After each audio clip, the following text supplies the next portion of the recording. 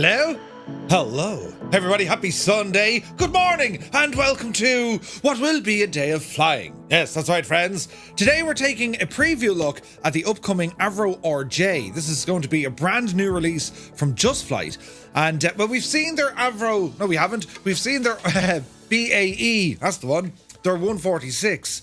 But basically what happened, British Aerospace Engineering, they had the 146. It was very popular-ish, but it kind of started to get outdated fast. We had other aircraft coming onto the scene. So there was all kind of changes to the background of the company and all this sort of jazz. And the RJ, well, it was an upgrade. It came with new avionics, modern avionics, and also some new settings for the engines with 7,000 pounds of thrust per engine, right? And well, they also enhanced some of the creature comforts. There's it's the same cabin dimensions, but we do have very fancy leather seats. And the whole idea was making this aircraft compatible, so the same type rating could work for the same pilot. I mean, if they flew a 146, well, there wasn't a whole lot they needed to learn to fly the Avro RJ. Now, what's the difference between the two? That's what we're going to spend today having a look at, because Just Flight have poured a ton of work into this one. And they're saying it's their best work from what I've seen, just from loading the gadget in and setting up some views. I mean, it's beautiful. You can see it. It's down the screen there beside us. We'll go through all the bits and bobs. And one thing I've been blown away with so far is the detail of the manuals. It's unbelievable. So they've really kind of focused in on, a very high fidelity model. So we're going to have fun with this thing today. So we're on the ground here at Dublin, Echo India Delta Whiskey, and our first chalk, if you like, we're going to ramble over to Exeter, Echo Golf Tango Echo. So that's our first flight. It might take a while to get airborne though, because I haven't flown the 146 in I don't know how long. And well, this is kind of a conversion that I have to do as well. We'll read through it, we'll try and figure it out, and well, most of all, we're going to try and have a bit of fun with this aircraft. It is a beautiful looking machine. I mean, the Whisperjet, 4 engines. These things used to fly quite regularly in and out of Ireland. CityJet, that's the livery that we're using today. And there's actually one of these parked up in Baldonnel. I think they had to settle a tax bill or something. Whatever happened, we don't know. But anyway, that's kind of the stab of it. I hope you're all keeping very well. I got a little bit of sleep. I feel much better now. I was up late last night. We were talking shop in the chat on Discord. It was great crack. But yes. Let's see what happens here. So Dazza Arab. Good morning. Dazza, do you go to bed at all, or at least are you just put back into storage perhaps, and then you're taken out of storage the next day? A bit like myself. Just watched the latest VR heli video. Had a bit of crack with that, although the top bit of it was cropped. But yes, having so much fun in VR at the moment. And I even said it in the video. I said reignited, but it's kind of like, it started a second ignition when it comes to flight simming, because everything that we do thus far in this 2D setting with the group flights and this kind of stuff, I love that. But now you have VR coming into it, and now there's even more. It's you talk about expanding your hobby, right? It's amazing. Great crank. So yeah, having loads of fun with that, man. And I'll do some VR at some stage later on as well. All about tweaking the settings. You end up getting, let's do more settings and see how that goes. Do you know what I mean? But anyway, Willow, how much is here? Good to see you. Ryan has subscribed. Ryan JN89, he subscribed for 14 months, man. Thank you very, very much indeed, Ryan. Cheers. MDA009 is here. Hello. Happy Sunday. Hope you're well, my dude. Happy Sunday night to you. Leapin' Sumo is in the house. Good to see you. Tima is here. Captain Sickbag. Good morning, Murph and Fireflies, he says. Led Ballooner rambles in. What a nice way to brighten up a dull Sunday morning. Indeed, yes, the weather, well, it hasn't got to, it's right, the weather looks nice in Dublin though. Let's see what happens. But yes, right, we're over here. APU Inspector, very good morning to you. Led Ballooner says, the missus, where are you going? The reply, to clean my computer. Brilliant. Toto is in the house. Good to see you, my man. Aviator Apollo, welcome aboard. Acord is in the house. You're very welcome aboard, man. It might take a while to get airborne. It's okay. We know. That's the spirit. Brilliant. The Limbic says, reporting in from over there. Good evening, night, morning, and day. And you made a plan for my neck of the woods next Friday. We did! We're going to be flying down to your neck of the woods, down to the parish, put the kettle on, Limbics. Mrs. Daza lets me out every now and again. Brilliant. Retriever Neil, good to see you. Just don't ask where his charge port is. Charge port. My charge. Who knows? Let me see. Power Sources in the house. Balut has subscribed to Prime for 40 months, man. Thank you very, very much indeed, Balut. Great to see you. Joey Bolo is here. I just watched the A380 mate in flight. It inspired me to install it. Yeah, baby. Welcome in, Joey. Have fun with that thing. The A380 got an update last night. So if you have the gadget, just update it. Dazza says, on another note, the RTX 4090 is a beast. It is a beast. It's a great bit of kit. Have fun with it, Dazza. Now, let me see. Mr. 90, hello. Cyber Dammy is here. Welcome aboard. We are up early on a Sunday. We're up before our breakfast. I'll nip out and get the coffee, Guinness, and then see where the night takes us. That's how we roll. Yeah, it should be fun, though. Now, where's this button over here? Here it is. Patrick is here over on YouTube. Good to see you. Nelly's in the house. Why can yes? You're looking well. Simon Pert, he says, how does the RJ compare to the BAE 146? Well, that's what we're going to try and check out today. That's the plan. Now, the aircraft we are using, it's not released yet, meaning that it's a release candidate. Just Flight are almost there, but it's not a final representation of what will be released soon, right? Soon. But this is it's on the way. Now, Just Flight have said it's going to originally release for Microsoft Flight Sim 2020, and it'll be available from the Just Flight website. Then they'll push it into Marketplace, where it'll be available for Xbox and the PC. And then as soon as they can, there will be a free compatibility update to make it work inside 2024. So that's the plan from Just Flight. So anyone scratching their head thinking, should I buy this? You know, am I going to get the use out of it? Just Flight are committed to making sure this thing works in 2024. So I would say yes. I mean, if this is definitely your type of airliner, you know, the short haul kind of, this thing has short takeoff and landing capabilities, stall capabilities. You can fly this thing in and out of London City if you wanted to, you know. So 4 engines as well. The Baby Jumbo, the Whisperjet, it has loads of different nicknames. But yeah, we'll check it all out today. Neil is here saying, Murph keeps trying to catch us out with these Sunday streams. Sure, listen, you wouldn't know when we go live. You just don't. It could happen at any time. But yes, let's see what happens. Uniform Goose is here. What time do you call this? Listen, it's grand, Goose. It's morning. Somewhere. Well, it's morning here. It's 8 o'clock. 8:15. Be the Janie. Right, why is that screen gone a little bit mad? Sure, listen, we'll find out now in a moment. But anyway, where's this now? Rob MCR is here. Good to see you, Rob. You're looking well. The A320 also got an update, says Retriever Neil. Fly-by-wires, it did. The A321X got an update. But yes, Adam Pestridge. Good morning, Adam. Hope you're keeping well, my dude. Skip is in the house. Welcome in, man. Good to see you. Now, let me see. Tom is here. He says, happy time change for all that to celebrate. Yes, time change indeed. You're looking well, man. You're looking well. So, right, this is... I'm a little bit out of me kind of comfort zone with this aircraft because, well, I haven't had the time to properly figure it all out yet. I've read through a couple of manuals. I'm looking at some of the differences between the 146 and the Avro RJ. There are differences. You're going to have a fair bit of... you're going to remember where a lot of stuff should be, right? Some of the new features of this aircraft, well, it now has its own FMS fitted. It has its own FMS, and that's a big change from the UNS-1 device that we saw on the 146. Other features include it has an auto throttle now, which is super duper, and it does have VNAV, and it also has an AVNAV function, which we'll have a look at that now in a little moment, just to see what the crack is, right? Muttley is here. Good to see you. Skip says, great work on the FSA stream last night. Thank you very much. I was a moderator. Me, moderating. Usually people have to moderate. Me, be quiet, Murph. Will you just stop talking? Oh, right. Do you know, I had a lot of fun, though. Great panel. Really, really great bunch of lads. Dazza is off to take the dog for the walk. You'll keep me on in me headphones. Brilliant. Living rent-free in Daz's head as he's out walking the dog. Brilliant. 98 Vulcan is here. Good morning and good evening from Gosford, Australia. Welcome aboard, man.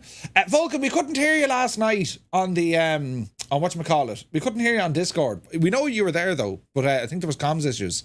The 146 was very overwhelming for me with all the buttons as power sort. And that's what I kind of liked about it. These are a very different type of aircraft. They're not your standard Boeing or your Airbus. They are of this kind of... I don't want to say vintage because the RJ is relatively new. I mean, we're talking, 80s, 90s. But the characteristics and kind of where the general layout is, it's a very different airplane, which is fun. And it has its quirks. And it has the original quirks that the 146 has there as well. I mean, this thing, they took the 146 and they said, right, make it better. So we'll figure out where everything kind of, better is. Do you know what I mean? So let's see what happens. Right, so I think we're going to... oh, Jesus. Don't worry, it'll be grand. We'll try and jump in. Captain Rice is here. Good to see you.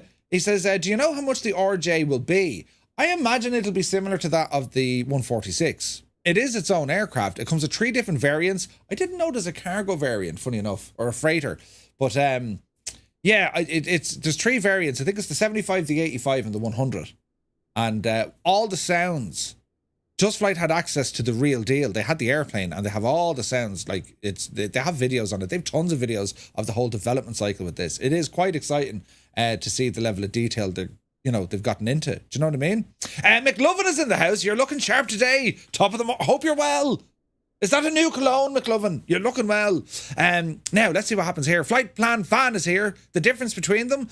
The RJ was a modern update or a modern upgrade over the 146. By and large, that's what it was. That's what it was, right? So the Avro RJ series was to be an avionics upgrade, a couple of creature comforts for the pilots, the crew, and passengers, and they managed to tweak the engines a little bit more power, 7,000 pounds of thrust, I believe. So that's kind of the difference between the two. Retriever Neil says, I have 2 dogs looking at me thinking he's not moving to take us out, so Murph must be streaming. Brilliant. Eagle Airways is here. Aaron, top of the morning. We're going to be flying out of Dublin here, and we're going to head our first flight. We're going to bring it over to Exeter in the United Kingdom. 6 knots. Kieran, you're very welcome aboard. How's your headphone dent, Murph? Listen, on me head. Oh, shocking. Oh, very bad. Yeah. Very, very bad. You had to get away from a stream, and like your head is like, up. Brilliant. But sure, listen, let's not get too bogged down with, headphone bumps and stuff. We'll have to see what happens. Right. So right, we'll jump into it, lads, will we? Hang on, we've buttons over here. Ah, Jesus. Hang on. Yeah, it still works. We haven't lost it, friends. We haven't lost it. But yes, right. Look at the state of this thing, though. Like, look at the state of it. Isn't it only gorgeous, right? And as I say, there's going to be a bit of time needed to figure this machine out. And while I'm here, I just want to say a big hello and, go on, lads. Everyone who's taken part in World Flight. I know Conti's, he's been on for like 11 hours or something. And when I woke up this morning at 6 o'clock, there's Chewy in the 7-4. Great stuff happening with the lads with World Flight. Very exciting. So, anyway, right, where's this? I love Dublin. Had me visit last month. Wonderful country. McLovin, yeah, it's beautiful. Well, I say it's beautiful. It's grand. If you only got the weather, But yes, what's pretty cool about this, when we talk about features and the level of simulation or the depth of simulation, right? Something as small and as simple. But on this aircraft, the door is open and the stairs are there, the air stairs. There's 2 systems that can control the air stairs. They can work off the main system in which it'll retain sufficient hydraulic pressure from the last time they were used to give you 2 complete opening and closings. After that, you're shagged. You need to get your hydraulics turned back onto the plane. That's the level of detail they've gone into this thing, which is staggering, right? Colin Mader, good to see you. But I suppose visually, lads, what we're looking at here, let's turn down the cameras here and slow them down a little bit. There we go. And that's a little bit fast, Murph. There we go. So we'll look at the visual fidelity first, and you're not going to be disappointed here at all. Just Flight have done an incredible job with the modeling and the texture works on this thing. It's absolutely, as he goes through the stairs, it's absolutely stunning. It's beautiful. The use of PBR, it's one of the most impressive I've seen. And the general hack of the plane, I mean, isn't that only gorgeous, lads? Look at the cut of it. It's incredible. Right? And then we, ramble up. Why is the camera hopping up and down? Look at over here. Look at these engines. Like, it has 4 engines on this thing. You know what I mean? And we're familiar in seeing this when it comes to the likes of the 146. But this already is on a different level. I mean, look at it. Isn't that quite incredible? The detail that Just Flight have got into here, it's beautiful. It's just to kind of sit there and look at what they've made. I mean, this in itself is a treat. Just, exploring the aircraft, plenty of wear and tear, plenty of textures and stuff, because, well, they're not a new airplane, right? And like the detail, like you can read stuff. It's ridiculous, right? It's ridiculous. Goblin Zeus, good morning. So yeah, it's the sort of aircraft you don't see an awful lot of people using the 146, and the same with the Fokker series. You know, they've more of those to release into the sim. And the reason why I suppose you don't see an awful lot of flying with them is because, well, there's quite a workload. There's quite a workload on a pilot. The RJ should be able to loosen or lighten some of that workload. There's a lot more automation built into the aircraft, and that was as per the real world aircraft. You know, the whole idea was, let's make these things a little bit easier to fly. I mean, look at the dirt and grime here. Like, I mean, it's fantastic, right? Now, for whatever reason, my old speed brake is deployed. I need to check the hydraulic settings for that. But you can see the detail, right? And like the rivets, all the jazz here, look. Savage. Do you think in 2024 we'll be able to see failed parts? As in visually? Some of them, yes. I mean, we can do it already in 2020. There's, depending on the add-on, depending on the aircraft. I mean, you can see a broken prop, you can see broken landing gear. But yeah, I would hope so. I don't think that'll be like a default feature, but I definitely think that some devs are going to push in on that. Like, look at the details here in the friggin', look at this. Ah, lads. Isn't that savage? And performance, it's a little bit heavy, but nothing outside of what we're used to when it comes to high fidelity aircraft. And when I say it's a little bit heavy, it's, well, you know, you're in an airliner. You know what I mean? There's nothing there, I think, to worry anyone when it comes. It's not as heavy as the A380, for instance. You know what I mean? Man, look at the detail on the wings. Look, they've really done well with the weathering, haven't they? Haven't they, though? Like, look at that. Isn't that gorgeous? That must have taken friggin' ages. Like, I mean, every single kind of, you know, look at the dirt coming off any kind of surface that protrudes down under the wing. It's incredible. And we'll ramble up here. Let's have a look at that leading edge a little bit. I mean, that's quite impressive, isn't it? And like the engine struts, I mean, these are a relatively small jet, but they've got 4 friggin' engines, like, you know what I mean? That's really nice. I'm liking what I see here. And of course, then we have a cabin. We'll ramble into the cabin here now. We'll go up the steps. Careful now. Mind your head there. Right, come on up there now. Up we get. Simulating the step walk. And do you know what? We can do that. When did CityJet stop flying to Dublin? I don't. Are CityJet still doing... CityJet are owned by Air France now, I think, aren't they? I think so. So this is the updated cabin, and well, the first thing you're going to see is, well, the seats have changed. They're now these fancy leather seats, ooh, as opposed to the blue, you know, material that we're used to seeing. Also, when it comes to the cabin crew, the control panels, the big panel has gone away, and everything is very much more to do with, well, it's more modern, really, isn't it? And it also has the wonderful onboard entertainment thing, bit of music and stuff like this as well. This all works, by the way. All the lighting we can control, cabin calls, all this sort of stuff. We can, you know, you can control all of this, which is pretty cool. What else do we have in the back here? We have a coffee machine, sweet, and you can see where the door is. Jeez, look at the frame there. And what else do we have? No smoking in the toilet. Is the toilet modelled? No, that's okay. The virtual toilets aren't needed. But look, we'll ramble down the cabin here and have a look. It's very nice, isn't it? And like, look at the viewpoints that you have as well. Like, imagine, now you're talking. Imagine this is your seat and you're looking out and that's what you're presented with. Right? And the beautiful textures on the windows, on the glass here as well. So yeah, it's pretty cool. Yeah, the seats, they are a little bit shiny now. That'll probably change with the lighting conditions. I mean, look, it should be kind of more like that. But it's harder to see. But yeah.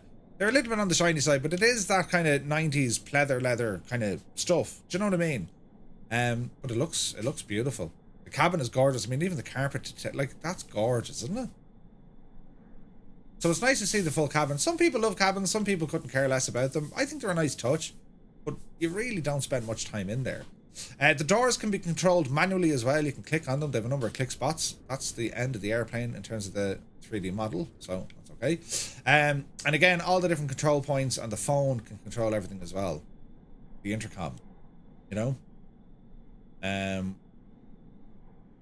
Hey, Rambog Mord is here. Good to see you, Rambog. Welcome in. Happy Sunday. So from here, we'll ramble into the flight deck just to give ourselves a bit of a look to see what the story is in there. Center me camera here, Murph. There's my button. There it is. And we'll ramble in. So anyone who's used to the 146, you're kind of familiar with what we're looking at here, yeah? However, lads, well, there's a lot more glass going on. I mean, we've tons of glass now. And the detailing is absolutely staggering. It's gorgeous. On our engine monitor systems or engine controls, it's all glass. With beautiful FMSs thrown in there as well. The IRSs, they're important. They're in a hard to reach area. They're living over here now. Very nice, very nice. Let me see, going up to the overhead then. Again, you're going to be familiar-ish here with the overhead, but when we look at each of the panel, we have all our avionics, nice, and all various hydraulics. Then we have our fuel, electrical panel, lighting panel, engine start switches, anti-ice system, APU, pressurization. This is new, so it's an automatic pressurization. That's pretty important. Packs, cabin air, APU air, so all your bleed air stuff. Ice protection there, and de-icer and all the jazz. So as I said, the 146, it's a very manual airplane to go flying. And you know, there's other things missing as well. You no longer have your what was it, throttle management system or engine management system. There's now, it's been replaced by this machine here. So you can put it into master, you can go toga, MCT, climb, all that jazz is in there. So nice, right? We've a number of updates and upgrades based on the real world aircraft, and everything that you see here, lads, as I said, Just Flight have access, or have had access to the real machine, the real McCoy. So they would have spent, I mean, you can see it. I mean, this is all reference photographs and stuff from the real aircraft. You know, they were able to get in to the real aircraft. Look at all this. Like, there's just everything. Every placard is clear, easy to read. There's tons of information going on here. And that's before we even get into that EFB. And we will get into the EFB here now in a moment. And again, look at the textures in here. Isn't it class?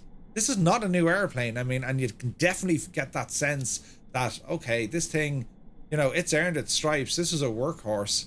And you know, it's not going to be clean. It's not going to be highly polished. It's a working bit of equipment. And it's already seen a bit of work. The stairs and all that jazz, pretty much the same layout. Stairs come up, they slide to the right, and then the door closes. So no real changes. There is, however, some changes, because I don't know that the 146 have this, but there's illumination now. There's lights built into the air stairs that we can operate. Lights, pretty handy, right? So we'll be able to mess around with that. And they do have a number of custom views in the showcase camera outside as well. I was flickering through them during the startup. I mean, it's just a cool looking plane, this, isn't it? I mean, look at the detail there. Look at the reflections and stuff. And the detailing, like, there's dirt over the glass there, over one of the landing lights. It's a beautiful machine. 3 variants. There's a ton of different liveries shipping with this product, right? I've gone with a CityJet one, but they've Air France. They have the Formula 1 livery, the executive one. They got a lot of stuff going on here, which is great to see. But yeah, I'm really impressed with the reflections and how they managed to get all this working. I mean, look at that. Look at the state of that. Do you know what I mean? So I'm excited to, I want to say, fly the airplane today. I'm excited to break it because I break things. I be hard on equipment, lads. Hard on equipment. Right, let us jump in. This is our flight deck so from the main camera, and let's jump in and get ourselves a little bit familiar with what's happening. We do have, it's a CityJet livery checklist here.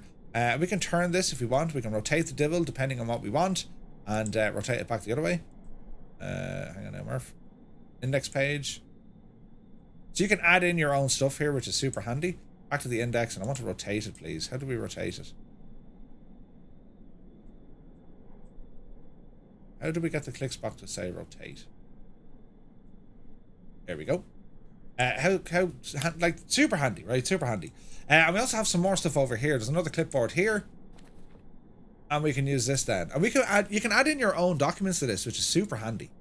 Normal takeoff procedures, noise abatement, takeoff, climb, cruise, descent, approach, the whole jazz. And you can get in there and just, you can throw in whatever you want there, which is really handy. We like that, right? We like that. Right, pop him away. The EFB has seen a massive update, so we'll go back to the homepage here. So we have our official flight plan. We're going to go ahead and plan a flight here now in a moment. In fact, we'll do that now. So we'll use SimBrief, because this is a new feature on the way from Navigraph. It'll allow you to plan all your flights inside the sim without having to leave the sim. So let me see. Not signed in. Balls. Sign in. Let's get ourselves set up here. Right, we're signed in. That was handy.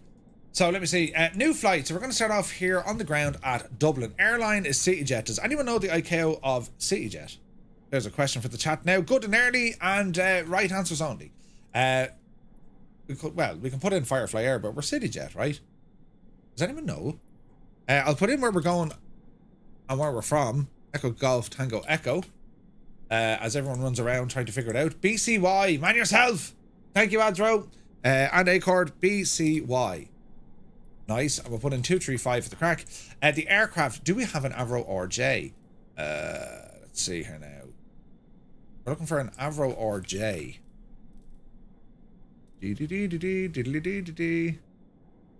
So we've BAE in there. Surely we have an RJ. Let's have a look. Let's have a look. We have the Fokkers in there. A BAE. No, that's a different joke. Learjet. Avro RJ. Here we go. What am I in? Balls. I'm in the 85. I think it's an 85. Okay. Alright, so that's going to load up. Let's see what it's doing. Look at the mad flight plan it's given us here. Yes! Across by Liverpool, down into Wales, and that looks good to me. So, departure out of Dublin. What is it giving us here? Let's have a look here now. So, Avro RJ, default high speed. Yes, that's all grand. Lido, that's okay. Runway 10 left. What's right in Dublin? Let me think. Would it be 10 left departure? 10 left departure? That doesn't seem right. Would it be 10 right or 10 left? Hang on, lads. Don't all panic together. It'd be 10 left, wouldn't it? No, it'd be 10 right. Start on the right, land on the left. Yeah. So we'll depart here from the right. 10 right, yes. Should be the same crack again. We're looking good. Flight time here, just over an hour 15 minutes, give or take.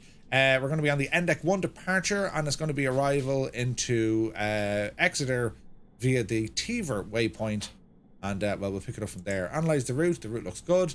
We're going to generate the flight, which looks good to me. There's two ways, I think, to get a flight plan into the gadget, but we'll have a look here now in a moment.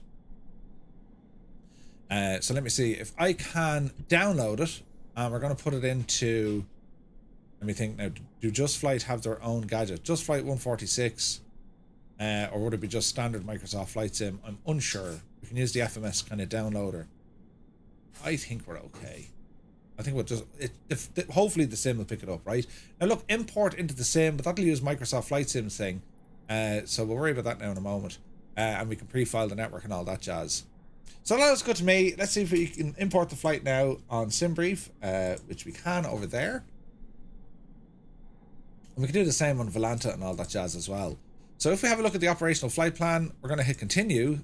And Dublin to Exeter, BCY 235. There's our route. Yeah, that's looking good. So we can say reload. Oh, we've loaded. Okay, that looks good. Meet our weather conditions. We're on live time and live weather. We're at Dublin on the 3rd. Is it the 3rd of November? It is. The 3rd day of the month. 800 Zulu. Winds 0806 knots. Great visibility. Few clouds at 1,000. Scattered at 15. Broken at 2,500. Temperature is 11 degrees. Dew point 10. Our QNH is 1027. And there's no significant changes. So the weather's fairly alright. It's a beautiful day for flying. Our destination over at Exeter. What have we got? Slightly higher, slightly lower pressure. 12 degrees on the ground, good visibility, winds 4 knots.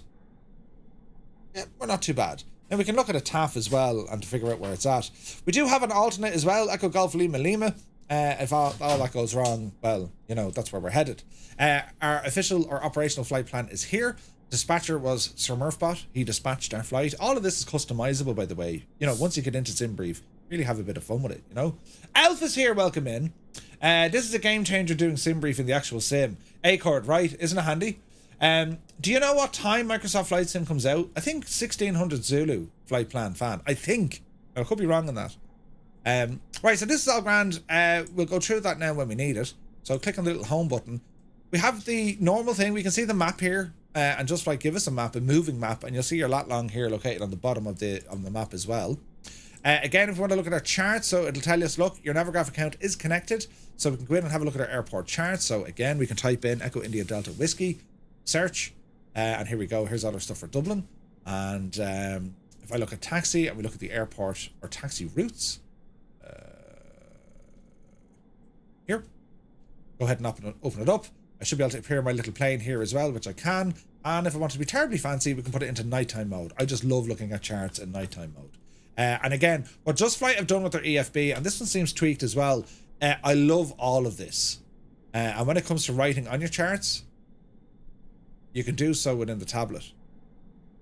You have annotations inside the friggin' chart. Isn't that brilliant, lads? I don't know if you've ever noticed that before, but if you're just using like your main charts and stuff, well, you have the annotations built into this ready to rock.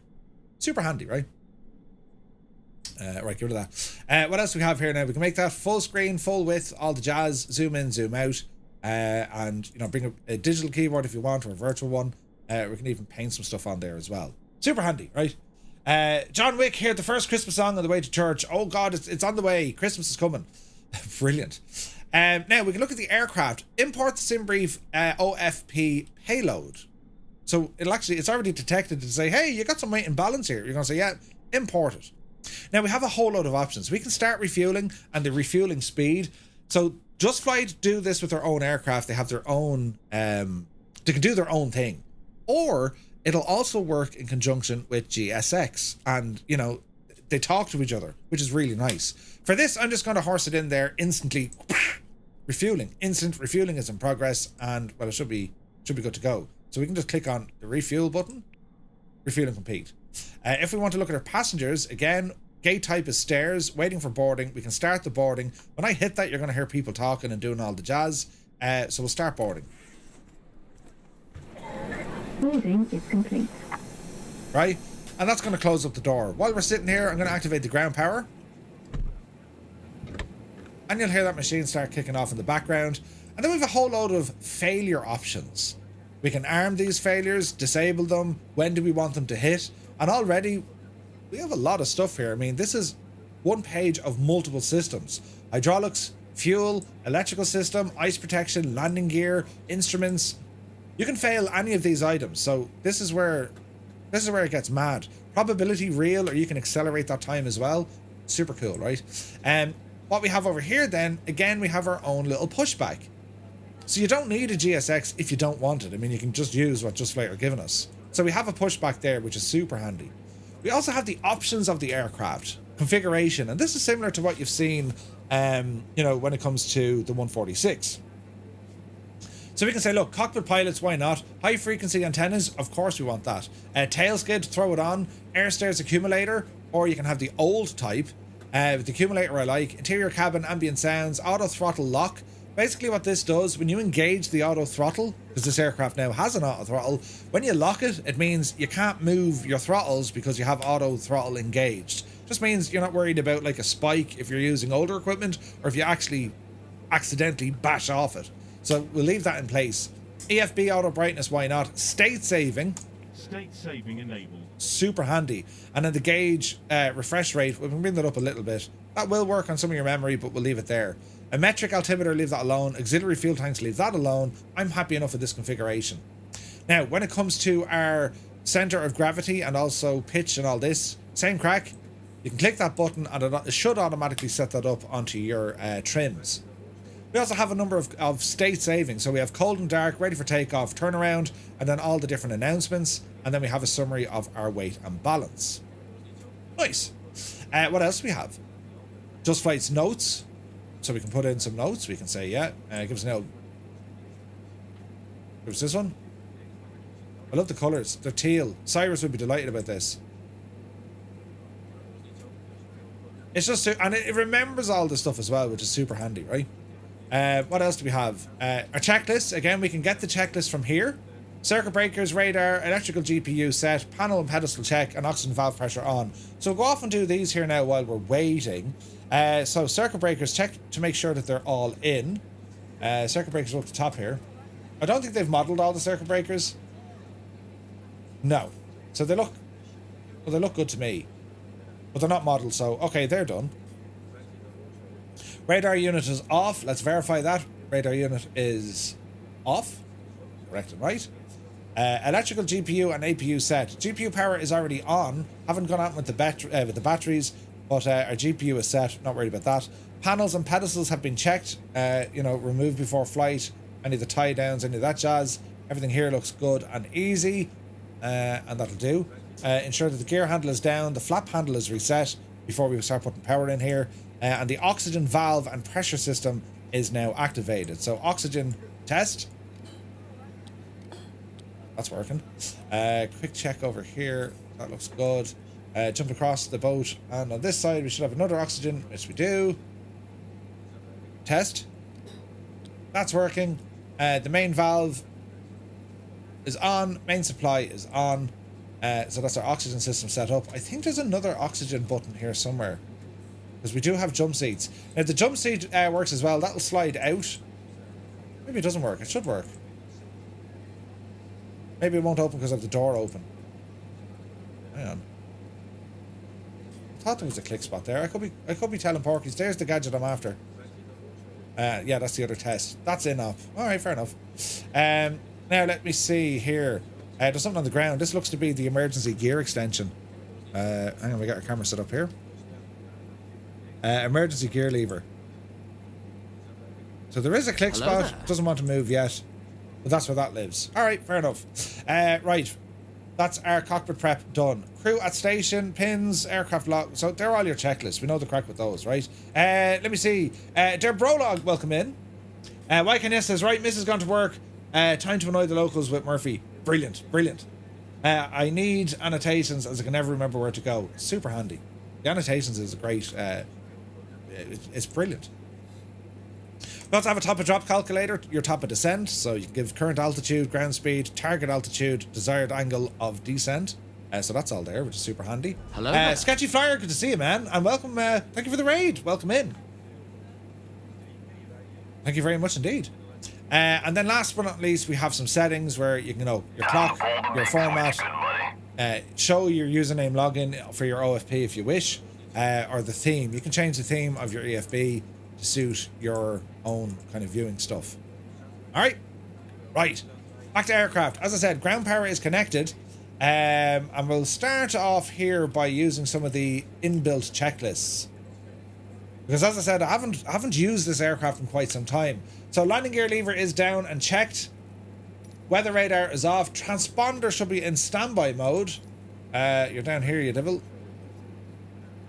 You're in standby mode. Checked. Air brake should be in. Let me see here now. Air brake. So there's the air brake. It says in, but for some reason at the back she's out, so we'll have to check that. Flaps selection, they're set to 0.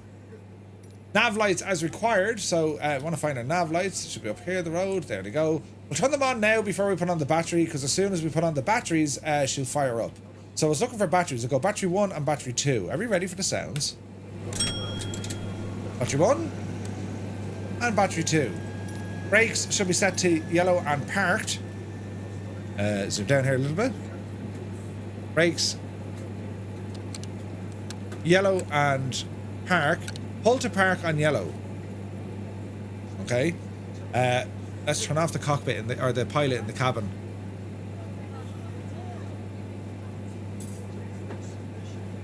There we go. Hold left seat toe brake and on. Sorry, hang on. Hold left seat toe brakes and pull the lever to park. Ensure the brake select button is out and emergency yellow normal is set to normal.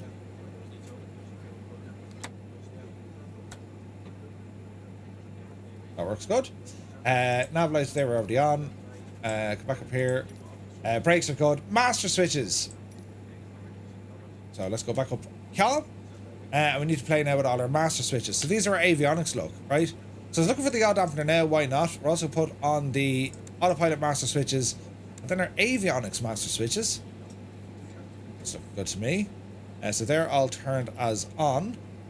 Let me see. External AC. So we need to turn these gadgets on. There we go. And master switches are already on. Ground ignition as required. So, stick it on A. A or B, use only both if the cold starting procedure is used. Alright.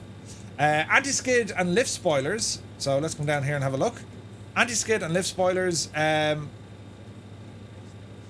should be turned to on. Anti-skid and lift spoilers are all set to on. Bus ties need to be set to auto. Bus ties are set to auto or open. We'll keep them on auto. Standby inverter needs to be armed and checked. Off, armed. Standby generator needs to go to arm. Armed. Generators 1 to 4 need to be in the off. Off. And off. Reset, yes. Good. Galley switch should be set to galley. APU generator is going to be next. Pick that one. APU gen, we're going to turn this gadget on. APU gen is on. All fire handles. Let's go check the fire handles.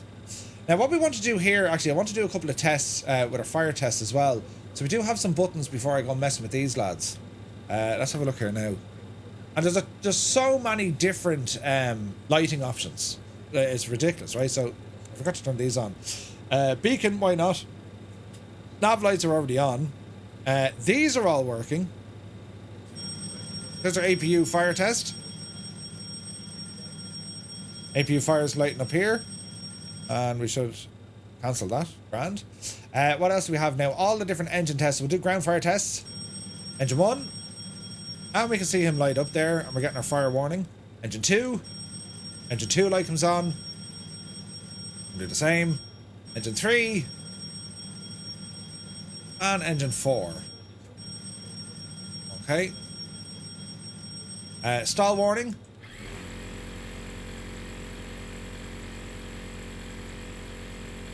That's a good sound. That's the shaker. See the yokes moving? That's complete. What else do we want to do? Anti-skid. We'll do all that now in a moment. Set that on. Emergency lights, set those. Right, let's not get too far ahead of ourselves. Fire handles are all in and confirmed. Engine fire loops as required. We've just tested those. Loop A is good. Ground test, fire by 5 and then external. APU and 5, yes. What was the other one? External. Oh yeah, this one. So there, that's your extinguishers. You're checking to make sure that these are all your extinguishers. Extinguishers are working. Y'all see that? Click on the light. And there's all your warning lights coming on.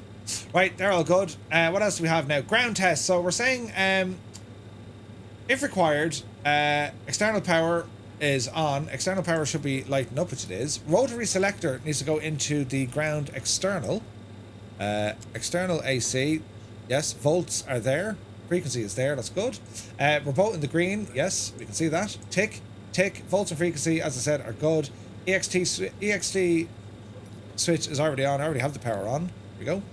And then our MWS red alert light. Cancel the master warning light. And that's good. Next up is going to be our APU. Alright, let's go for that. So the left inner pump needs to be activated. On up here now, you devil. Pump on. APU air, verify that that's turned off, which it is. What else do we want? APU valve. Confirm that the APU valve is not shut. Annunciator is lit first. Let's see here now. That. APU start-stop switch is going to be engaged. APU valve starter is open. And the start power is lit. We can confirm that. Yes. APU valve annunciator lights momentarily. Yes. APU, TGT, and RPM. We need to monitor that. TGT is coming up. RPM is coming up. We jump outside. We should hear it.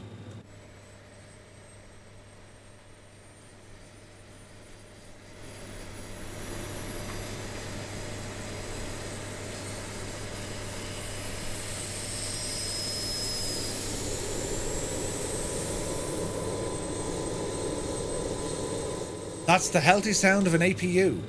Happy days. Hey Gibbo, good to see you, man. Gibbo, what's for breakfast now? Is it cornflakes or Weetabix? Or toast? Eggs Benedict. Come on, tell us. Right, that's good. Star power annunciator above 50% RPM. Prevent that the star power on annunciator extinguishes. Well, it's already off, so yes. APU oil low pressure is not lit. Looking good. And then let me see. APU power is available. That's lit. I can see it there. APU generator light, warning light is off. APU fuel goes to out. APU air as required. Let's see here now. APU air. Where does that devil live? Bleed air is over here, look. APU air, turn that on. Alright, primary fuel valve open. That's all looking good. That's all looking good. Screen heaters, I'm not going to worry about those. I remember from the 146 we needed to have we needed to have the anti-ice on, but we'll see what happens. Landing gear indicator should be 3 greens. 3 greens are checked. Now master test, go ahead and test and hold. Pressing and holding the push test button. Where's that living?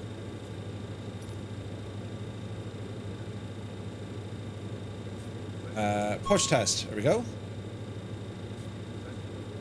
Confirmed. Now, I have 4 FMS and EFA, so IRSs, we need to align these gadgets. They live over here in the corner. Now, this is fully modelled. It's fully simulated by Just Flight, right? And what I mean by that is, depending on your location on the longitude, how far you are from the equator, that's modelled in this. You know what I mean? So it'll either be very fast or it could take up to 15 minutes depending on your position in the world. How cool is that? Now, there is a way to override it. You have a couple of ways. You can do it in the tablet, but you can also set it to Alt, Nav, at, and then Nav again, I think. I think so. I think there's a way to do it. But anyway, we'll leave them on there for the minute. So they need to be set to ALN. Go back, you devil, you.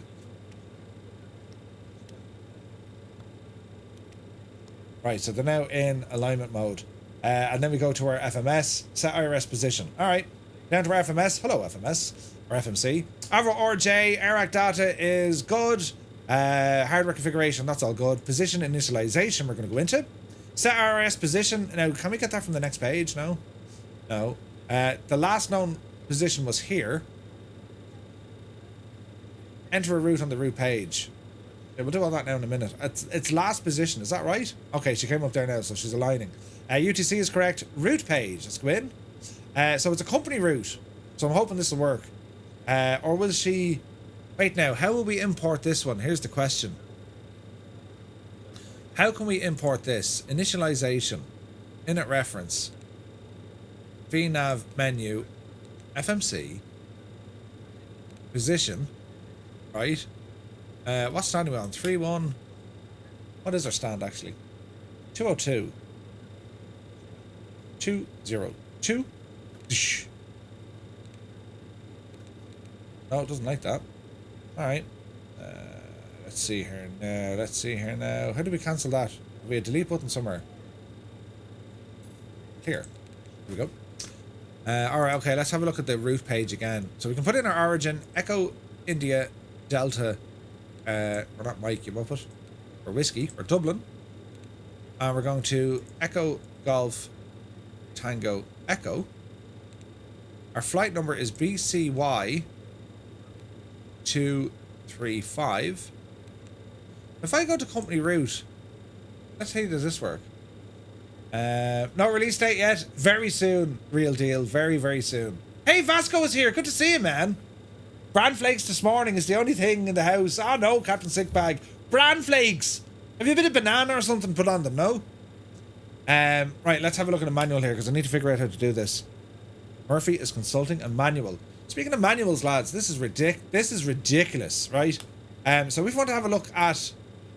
This is the store page. The operations manual of this aircraft is 273 pages. What? 273 pages of information. Isn't that absolutely bananas? You gotta love it, right? What else? We have an EFB manual here. That's 28 pages, all about your electronic flight bag, right? And then we have the FMS manual, and that's 56 pages. Isn't that mad? So what I want to do here is, on the ground prior to takeoff, let's have a look. The GNLU 910 Alpha. The multi-purpose control display unit is the interface between the pilot and the flight management computer. Grand. Function keys, that's grand. Display format, that's all grand. Mode keys, yes. There are button numbers. Function keys, previous, alphanumeric, quick start, power it up, set the align. On the position page, enter the current airport reference. It's available in the database. The current gate can also be entered. It's not picking up the gate. Copy one of the set of coordinates from the POS into the scratch pad and then press. That's okay. IRS switches to nav and the aircraft displays will power once the IRS alignment has completed. Grand. During the flight, route and legs, approach reference page, ATC page, do menu page, airport ident, no. Flight information page, no. Finding information waypoint. No. Enter a position reference. Jesus. Route page. Company route. Company route logic has been simulated using flight plans that are stored locally on your PC. The save routes can be selected by the route page and save time and effort needing to manually enter them. Company routes don't typically include SID or stars. We'll have to put them in ourselves. Use the flight plan route format and such as SimBrief and little nav map. Save the flight plan to one of the following file directories.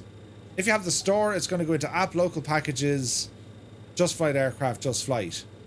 Alright, well that's what we have to do. So we'll go back into our FMS gadget. Or not our FMS gadget, hear me. We'll go back into our SimBrief dispatch. Elf says, I think it's such a shame that the 146 was ceased. It's a profitable on most routes and only half the seats occupied. Yeah, it's nuts, isn't it? Is this just a 146 in disguise? It's definitely newer. So, like, there's new avionics, there's auto throttles. It's the same aircraft in terms of, like, the size gibbo, right? The engines have a bit more power. They're up to, like, 7,000 pounds of thrust. And the idea here was for the pilot, the one type rating would cover both aircraft. So if you were able to fly the 146, you'd be able to fly this as well. But there are some changes between them. The main changes is the avionics, the FMC is there, auto throttle is there, pressurization panel is there. There is new stuff, 100%. Now let me see. View the flight plan. I want to download this gadget, so we're going to download it. And where do we put this now? It just needs to go in as a Flight Sim 2020. Download. Continue.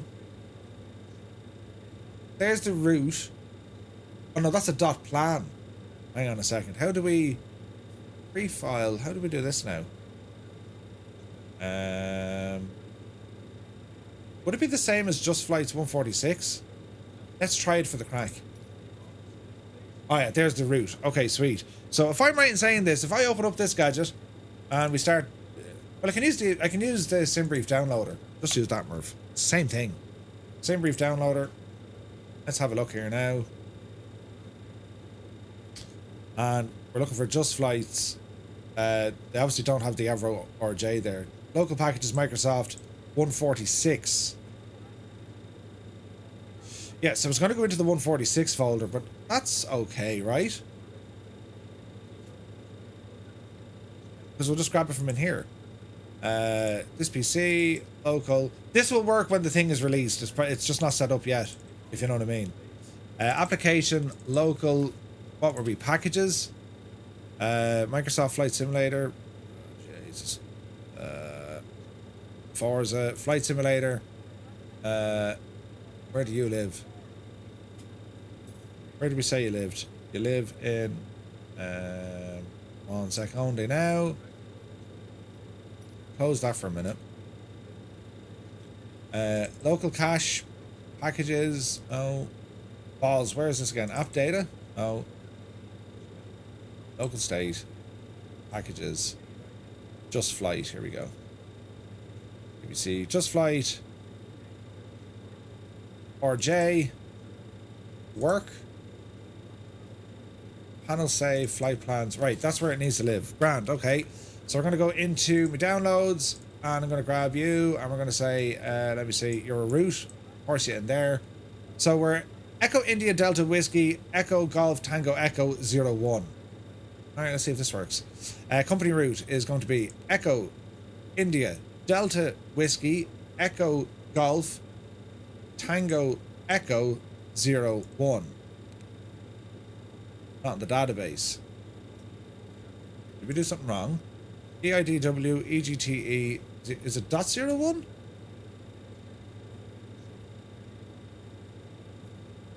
I hardly have to put in the .RTE, right?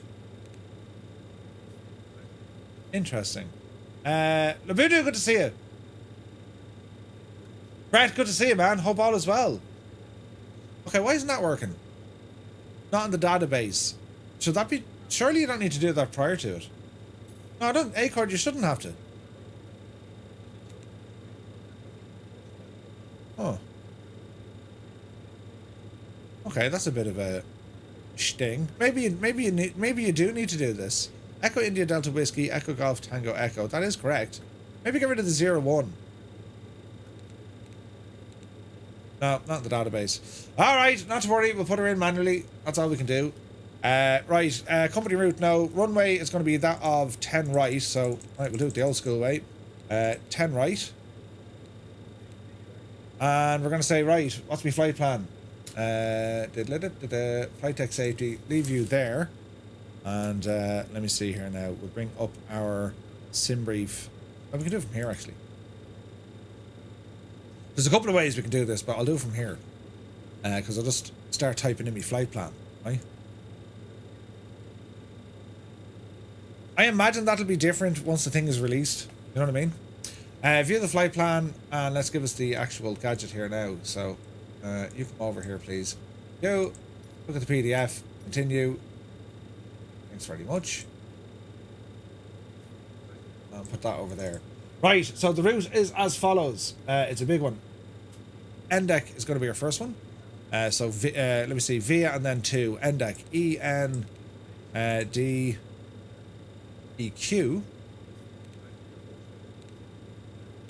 NDEC. Yes. After NDEC, we're going to be on the airway of Quebec 36. Quebec 36. There. After Quebec 36, we're going to be to Epoxy. E-P-O-X-I. After Epoxy, next page, we're going to be on the Lima 15. Airways to the left, waypoints to the right. After Lima 15, we're over to Risla. Or I-S-L-A. This is old school. Over to Risla. After Risla, we're on the November 862. November 862. Then we're to Carno. K-A-R-N-O. In you go, you big divil. Buttons be pressed. London controller. Hush! Jamie's in the house. I will pretend I am so incredibly jealous you're flying this beauty. Can't wait for it. It's good to see you, man. Jamie, your flight last night. Bloody hell. Hope you're keeping well. And thank you so much. Dude, 22 months. Insane support. I say I'm flying this. There's a good chance it'll beat me. Yes, it will. It'll beat me. But it'll be grand. Carno direct then to Alhup. This is a huge flight plan and we're not flying very far. I mean, we're literally crossing like the little... I didn't like that. Alhub? Alhup. Hup, Murphy. Hup. Alhup. Alhup then direct to Webby. Webby. Alright? Yeah. Abwiv. Who names these places? Abwiv, get in there now, you divil you. Weddy Box, welcome aboard. Thank you for the follow. Interesting name. Right, next page. Abwiv. November 862 airway. November 862 airway. And from there, it's going to be down to PACSE. Paxi. Not Poxy, Paxi. After Paxi, November 902. November 902. This is gas. This is the way you had to do this before. Not in the database, or not in database means that your route had a waypoint which wasn't in the database. Not sure why. Possibly, yeah. Yeah. I'm not too worried. It'd be grand. It'd be grand. This is the way you had to do this in flight sims years ago. Just in case you're looking at it going, why is he doing it that way? Xmore, E-X-M-O-R-E, I think. E-X-M-O-R. Xmore. After Xmore, Tiver. It's all come together now. That's nearly our last waypoint. T-I-V-E-R. And after that, we're direct into the airport. Activate. Execute. Go. Now, let us go to... Navrad, no. Let's go to departure and arrival. Dublin departure, runway 10 right. Select it. And we are on the NDEC 1 Echo departure. That's you there. And we'll execute that. Sweet. Enter perf initialization data. Yes, we will now in a moment. So, quick check on the legs page. Yeah. Right. Initialization and references. Can we copy these across? Hello there. Have a look.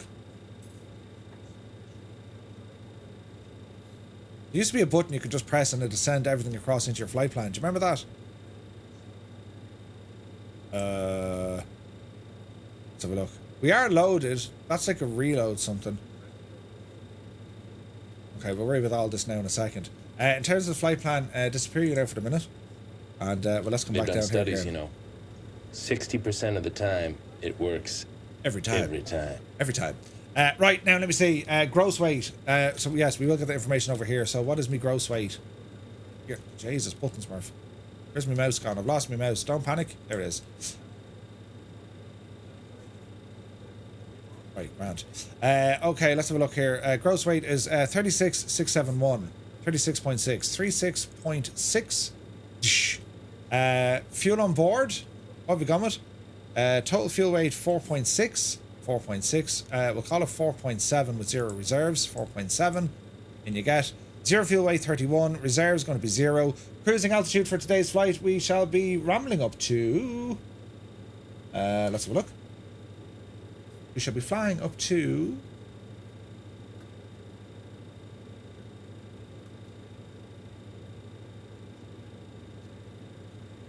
Let's have a look, lads. Diddly-dee-dee-dee, diddly-dee-dee.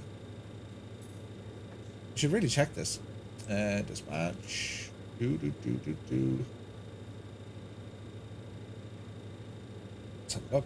Do this. 33,000 feet. 33,000. Seems a little bit high, doesn't it?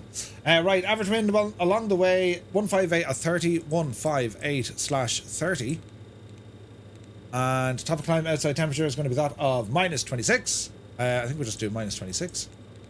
That should work. There we go. Now let's go. Hello there. Transition altitude. Transition altitude is not. It should be this. RCN. That is good to me. Execute. Inner reference. Route page. Grand. Legs page is good. VNAV details. Cruise scheduled. Correct. 280 knots. And then speed restriction 250 below 10,000. That's fine. Don't need any holes. And then menu. That's all that jazz there. All right. We're getting there. Weird to see VNAV in this bird. It has something else as well. You have VNAV and then you have like a VNAV. Which is pretty cool. Right, I've done that check. So back to my checklist. IRS positions. Now they need to go now onto nav page, isn't it? Nav and nav. And if I do this right, well, these little divils here should light up. Isn't that right? That's the air test looking good. There's a warning. Lovely. I can't. Wind shear. That's Wind grand. shear. Weather. Wind shear. PFD. These should come on themselves, I would think. EFIS, there we go. There's a route coming in. Beautiful. And then EFIS, and there we go. Isn't that very nice, isn't it? They're beautiful. Right, IRS is now set to nav. FMS has been done. Yes. Let me see here now. IRS is done. IRS, EFIS master switch. Yes. PFD and weather dim. Yeah, they're okay. I've pretty much turned those on, right? Yeah, they're grand. And EFIS fan fail annunciators out or press to reset. Where do they live?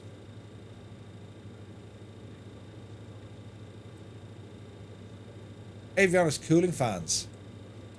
That's nuts, lads. The amount of stuff they've modelled in this, isn't it frightening? Right, cabin emergency lights have already armed those. Ground tests have already done that. Ground pressing light to confirm lamp is still lit. Would that be pressurization? Let's see. Aircon as required. Pack 1 or pack 2. Cabin air, pack 1 for the crack. Air conditioning as required. So we're saying recommended pack 1 on odd days, pack 2 on even days. So cabin air and flight deck air switches as required. Alright. Cabin fan is on. Flight deck fan is on. As required. We like that.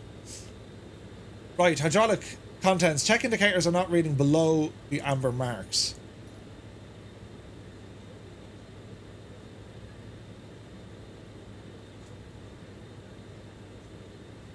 Check indicators are not reading below amber marks. They're amber marks. So that'll be back this way. Oh, okay. DC pump needs to be tested. DC pump. Press and hold and then in. Grand. AC pump and PTU. They're up the road, aren't they? Let me see. Auto. On. Thrust levers need to be configured and checked. Advance engine 1 throttle until config warning light is initiated. Then retard the throttle and return to the fuel position. Advance engine 1 throttle until configuration is done. Alright, so... Advance engine 1 until config warning. Config is done. Retard the throttle and return to fuel position. Okay, that works. Cancel the master caution. Manual and electric trims need to be checked. 0000. Accumulator pump and PTU now goes to off. Continuous ignition is already set to off. Engine anti-ice needs to come on. 1, 2, 3, 4. Heaters are off, which they are. Wing and tail eyes, engine air, flight deck emergency lights checked and armed. Checked and armed. And then flight enunciators, we need to go ahead and test those. They're down here. We'll test those again. Light it all up like a Christmas tree. Yeah, we're looking good. Okay, Jesus. That's like one check. Wind shear. One check, right? Flight instruments check. Let me see. PFD condition, ND, EFIS. I mean, who doesn't like a fast direction knob? Clock, DBI. Check heading flag, not in view. That's okay, but how does one adjust that now? When we're talking about autopilot control, right? Brake temperatures, ELT, flight deck door, some lightage. That looks good to me. Ground test.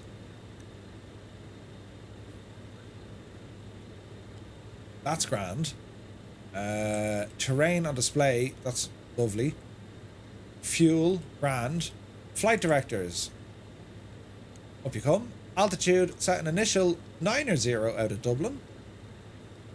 And speed, bring up there to about 190, I suppose. Yeah. Go ahead and cancel that. VHF frequencies. Oh, nice. We can mess with those. Test that as well, actually. Yeah, that's grand. What else do we need to have?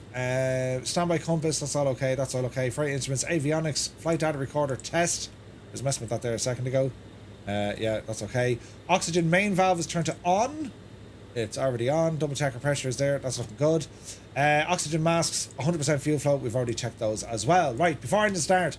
Right, Jesus, where are we going? Look at the cut of it, though. Isn't it only gorgeous? Right. Pressurization needs to be set. So, set the landing altitude, destination airport. Need to find that. Exeter. Exeter. Let me see here now. Let's look at the airport in Exeter. We will open the airport and elevation of 102 feet. Landing altitude. Let's just call it 100. That's grand. Ice detection needs to be activated. Where's the master switch for that devil? There you go. Ice detection is on. Guard. Lights and notices. Switch on any required lights and notices. Alright, so this is where it becomes interesting. Screen wipers, no. Fasten seatbelts. There's a button. What else do we need to do? That's pretty much it, I think. Cabin call. I love the sounds. They're brilliant, aren't they? They're brilliant. Air conditioning checked and set. Set air conditioning APU air switch off unless air conditioning from the APU. Engine air switch is off. Flight deck switch air needs to come off as well. Cabin air is already okay. APU air is okay.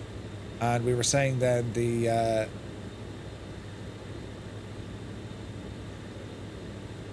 flight deck fan, cabin fan, turn those off at the moment. Seatbelt sign are on. Fuel is checked. Altimeter set and cross-checked. Set and cross-checked. Master is already done. Use the speed flip chart to find V speeds. Use TRP to set takeoff. Alright, this is going to be interesting. Oh, how do we do this now? Speed is going to be 190. Yes. Click on this and that should load it in. We're going to go to V1. Oh, that's pretty cool, isn't it? So they're your V speeds. Set V1 bug to V1, cross bug to VR, and MCP to V2. Usually if you just click on this, it should automatically do it. So that's what we're hoping for. Okay. IRS. Ensure IRS alignment has been completed and both IRS switches are in the nav position, which they are. Doors and equipment is closed. And next thing is going to be that of an engine start. Beacon light, I think, is already on. Beacon light is on, yes. Packs and APU. If starting from the APU, both pack switches and the APU air switch must be off. They weren't messing there, were they? So let me see. Cabin air, engine air, that's already done. Packs off. There we go. You hear the sounds though, aren't they brilliant? Right, let's see. Engine anti-ice is on. AC pump comes to off. It's off. Fuel pumps are all going to be activated to on. 1, 2, and 3. Start power needs to be set to normal. It's in normal. And then we have our start master switch on. So 4, 3, 2, 1. 4, 3, 2, 1. At 10% fuel in. Alright. 4, 3, 2, 1. There's number 4. Engine start. Right. And at, what are we saying? At 10% fuel comes in.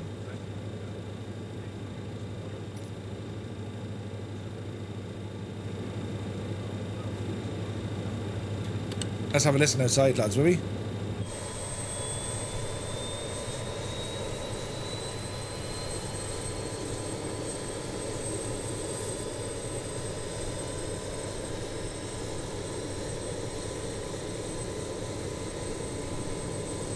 All the sounds are from the real aircraft.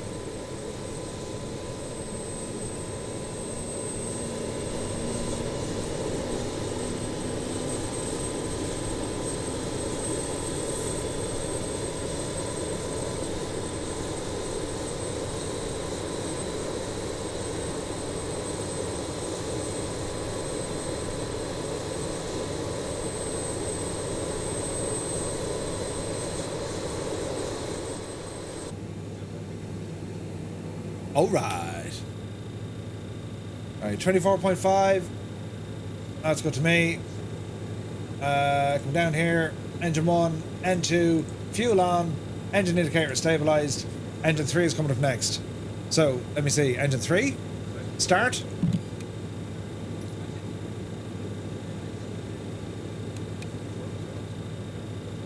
And again, we're going to wait for about 10.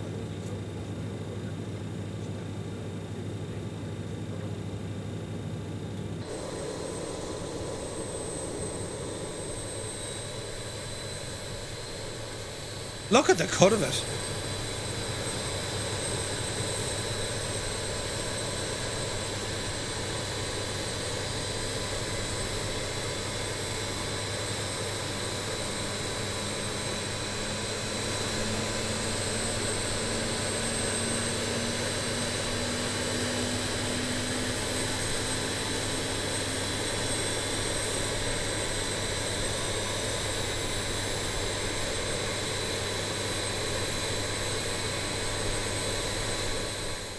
Yeah, the engines sound absolutely gorgeous. They're gorgeous. Right, now let's have a quick look here. We want to remove the ground power. We're going to remove the chocks. And we're going to get a little pushback dude here now. So we're going to say connect. APU needs to go. Ground power. It's orange, so I imagine that's just going to shut down and then disconnect. There she goes. Chocks need to go. Chocks are gone. We're going to say it's a pushback. Speed of 2. Brakes off. There we go. And there's a little pushback. That's looking good to me. Next up is going to be engine 2 and start.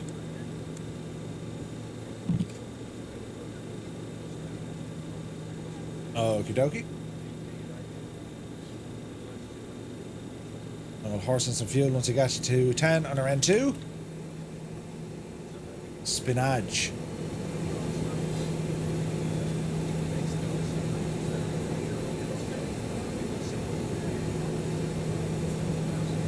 Beautiful, isn't it?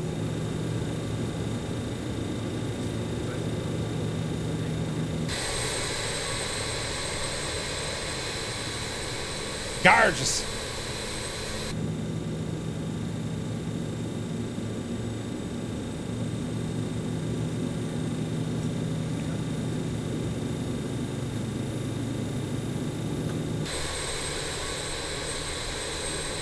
Alright, so that's how you adjust the angle of when it turns. That's fair enough.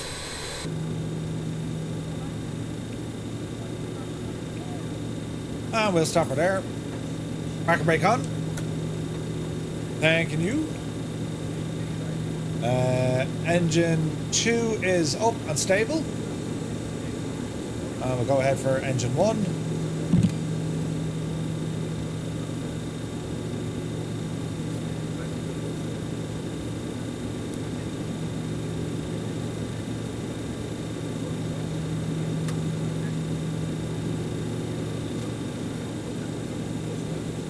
There's 10.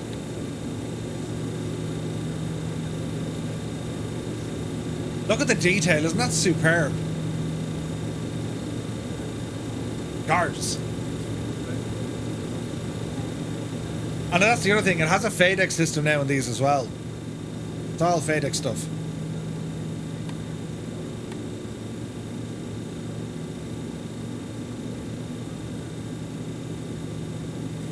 Fuel flow or fuel used?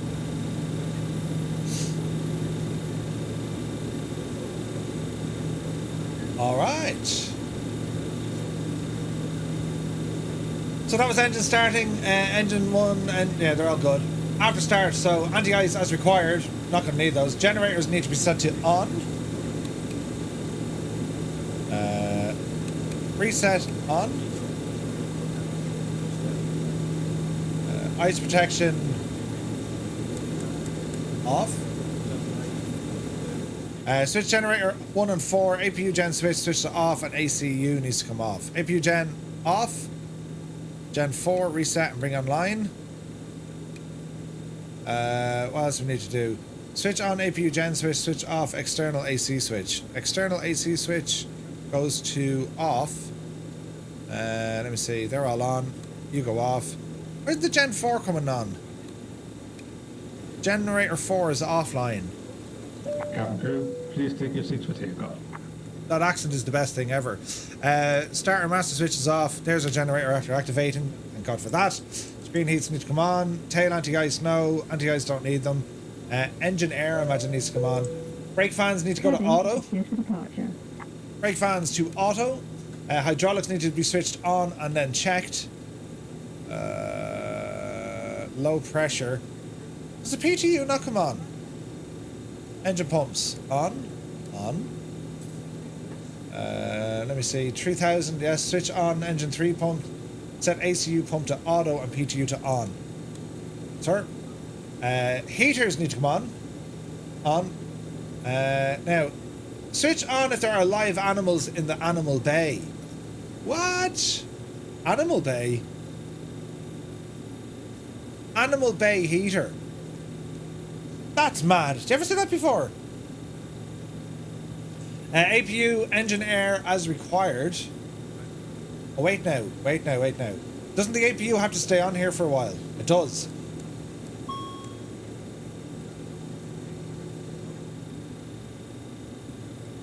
Okay. Packs cabin air as required. APU air. If APU air is on, use it. If not, use engine air. Yeah, wasn't there something after 5,000 feet, you turn off the APU and then you go engine air? That's, yeah, there was something there. Anyway, doors and windows are done, chocks ground equipment is done, transponder as required. Come down here now, my little devil. Transponder, we'll just put in something, make yuppie. Call it 6.4, clear that. Call it 6.4, clear all of that. How do we clear? Okay, it's a little bit slow. 6461, test.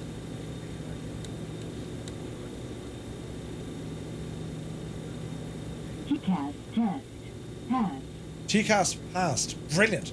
Before takeoff, flaps. Flap 18 needs to be set. Flaps 18. Flight instruments good. Flight directors on. Trims set and checked. Click on the EFB for elevator trim. Make sure they're neutral, which they are. Nav and Navigator transponder briefing. Speeds N1 checked. Check the EFIS MCP and T or P. We have an electrical warning here. What's wrong with that now? That looks good. That looks good. That looks good. They look good. Why do we have an electrical warning?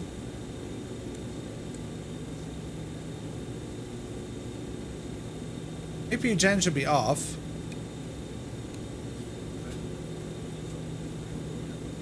APU air is grand. Packs are grand.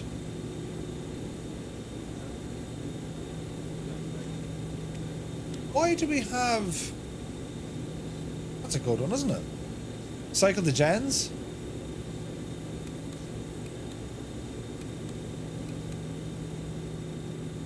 Why do we have an electrical warning? Continuous ignition as required. Yes. Flight start, that's grand. Start power on the engines is off. Master switch is off. Engine anti-ice is off. Okay, I wanted the APU gen on. Alright. Cabin is secure, and then we go to lining up, and then after takeoff, flaps T or P into climb mode. Where do we do that again? Thrust or level change. Okay, that's where that lives. Alright, okay. Let's see what happens here. So we are going to be taxiing over to runway 10 right. We'll go pretty much straight out and we'll go on Whiskey 1, I suppose. What do we have here now? Landing lights or taxi lights? Taxi lights on. Wipers don't need. Runway exit lights are on. And strobes are off. Beacon strobes. Alright, that looks good to me. Alright, okay. Off the brakes. Bit of power. Oh, the sounds are great.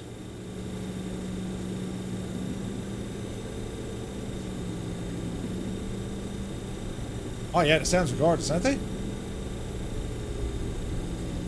Flight controls.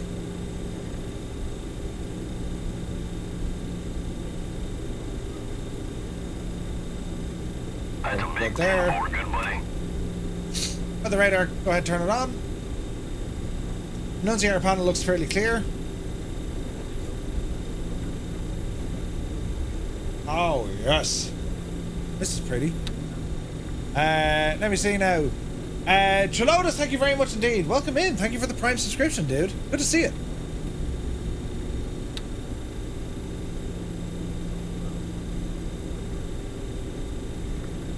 Now, as we're taxiing, what buttons can I play with back here, look? Bossa Nova.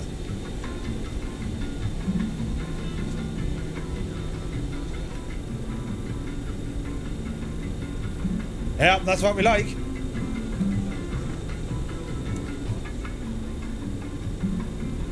Hey, Neil, good to see you. Is the computer clean yet?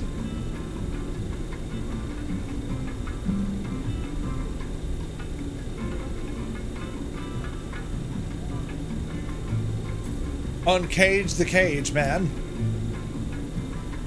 Now that's VOR, right?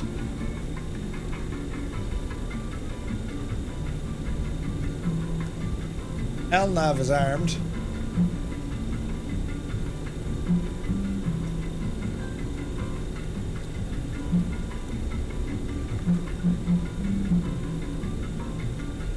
Now, how do we do it like a nav source switch?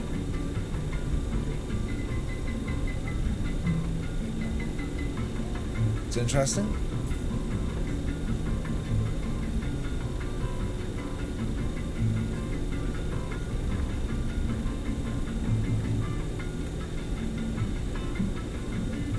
Mugga T is here. Good to see you. How do we change this now into nav?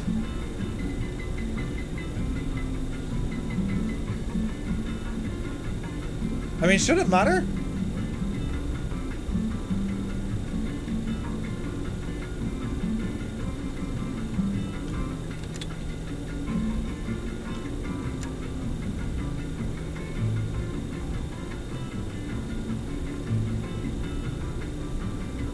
Disappear the tablet here for a minute.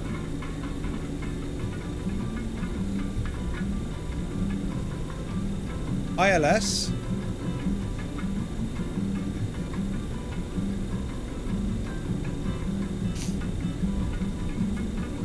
Oz, good mounting. Oz Flight Simmer has taken off. He's beaten us to the punch. Ah, no! Let's see here now.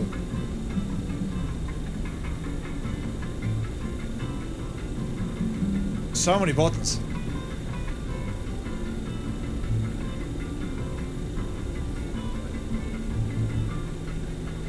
I'm loving all these new dials. Aren't they gorgeous? I'm up here, the right in Sierra. Are the passengers seated or standing? You just wouldn't know.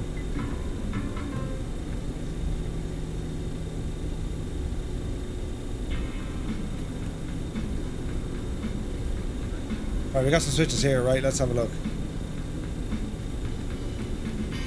ADF. Airport. Arc. Rose. Alright, that's how we do it.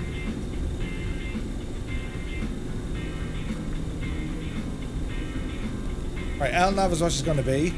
There's the plan. That's what I want. I don't need ADF. VOR, waypoint. Waypoint to come in. Just turn that off. Yeah, the music. We've all switches up here and stuff as well, look. Passenger reading lights. Oh, hang on, we may stop the show here for a minute. Look at this. Close the door there, Timmy. Right. So what can we play with back here? We have ground services of door not closed, pipe heaters. No smoking is already on. All the lights are on. Toilet heaters. Toilet heaters! Nice!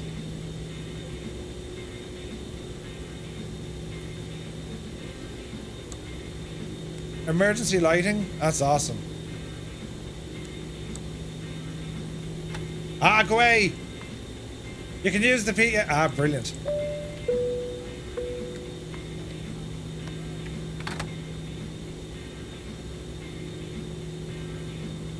Pilot Air is the name of the song. It's interesting because when you have the door closed, it's muffled, which makes sense. Jesus, I could have clicked anything there.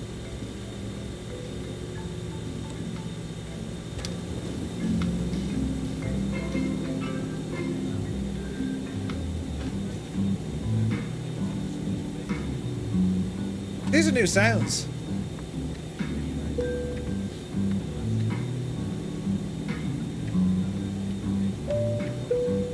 I love the sounds.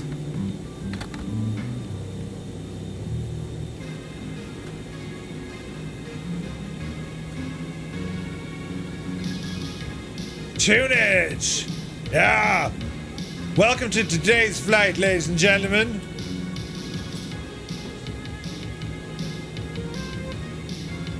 Oh, the tune's here, lads. Yeah!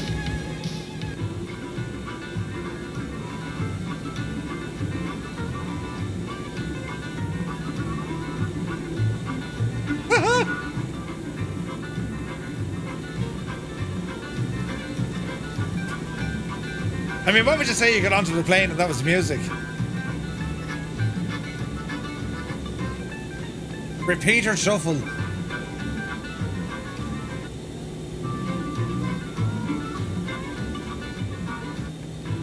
Right, Twitch there now for a while. And you can actually put in your own custom sounds there as well. That's deadly.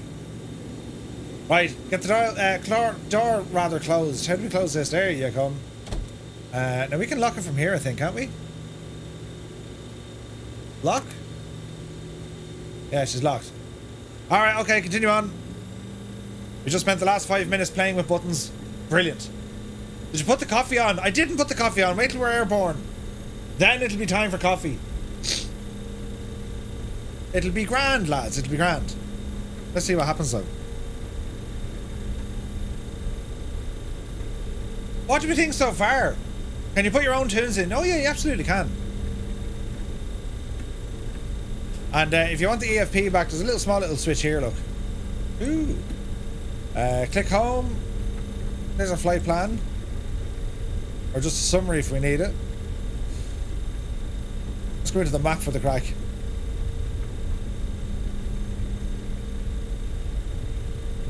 As we leave Dublin. This is going to be hilarious now on takeoff. There's every chance this is going to kill me. Every chance. Every single chance. Oh man, the engines sound freaking gorgeous.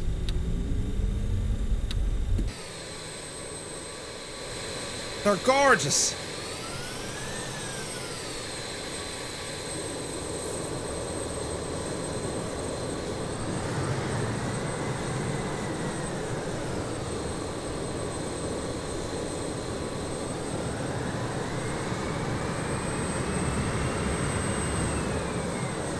Oh, yes. This thing is going to scream on takeoff. That's what it's all about, right? I said, that's what that view does, grand. And then we've... Oh, look at that for the view. That was proof that no passengers dared to get on board while they're waiting for the next flight and someone else is flying it. Is the Avro the last real British-built airliner? Yes. Yes, it is. This is the last... It is the last British airliner. 100%. Now, when it comes to autopilot, auto throttle, I'll look after that now in a sec. LNAV is on. VNAV. We'll do that in the air, right? Flight level change, I imagine that's going to be the order of the day, right? Flap set to 18. Trim should be good. Should be good. And we'll use up all the runway here, just in case, friends. Just in case.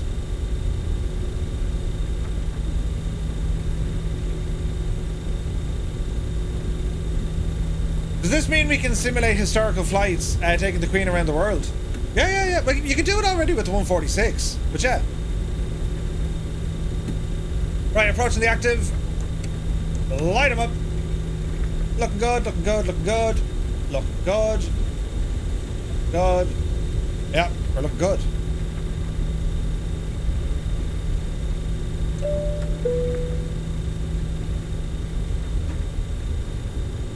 Passengers, sit down quick. I mean, cabin crew, sit down quick.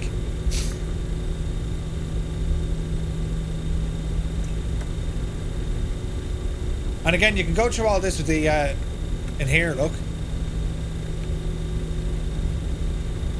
Cease for takeoff is already done.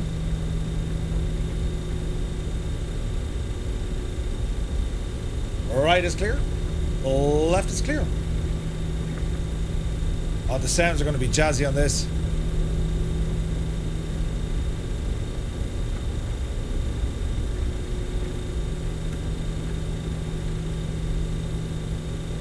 Alright, we're walking, talking, and we're squawking. Let's have a listen to these sounds outside. And we're going to hold the brakes, right? Mind your ears now.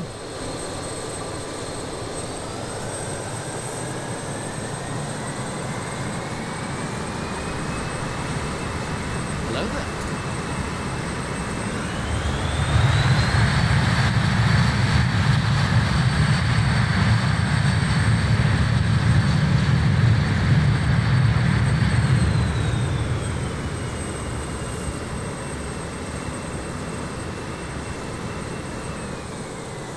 What do we think of that?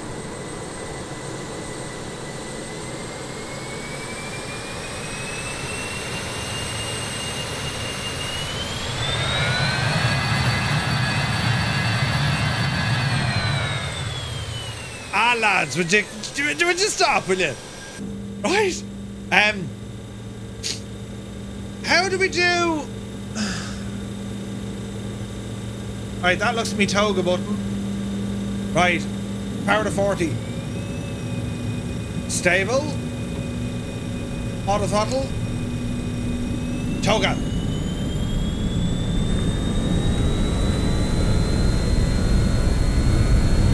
Speed alive.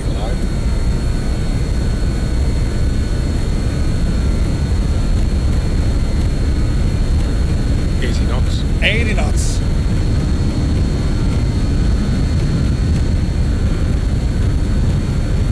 Go. Rotate.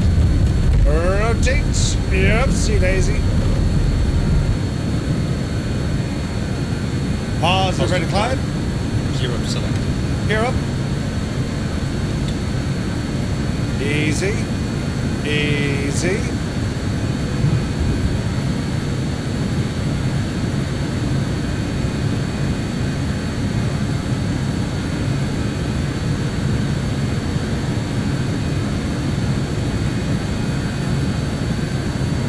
Watch the climb.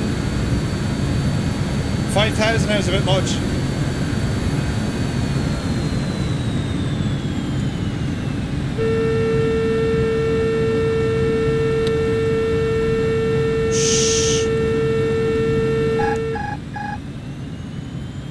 Okay, we did something terribly wrong there. Auto throttle.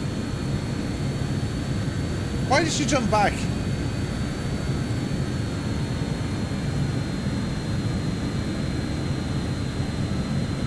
Why is the speed dropping back? Okay, let's leave auto throttle. Look, flight directors and everything turned off. Alright, leave that alone for a second. So just before we died, we kind of saved it, right? I will be let blunder, 100%. Alright, let's just see now. Just, I've obviously done something wrong. We'll fix all this now in a minute, though.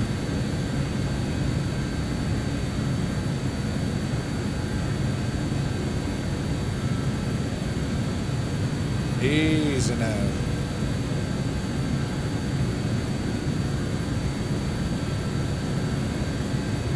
Right, there's 150.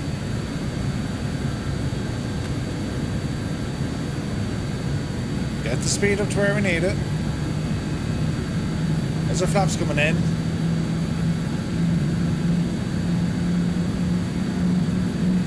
She's a little bit heavy on the nose. Easy now.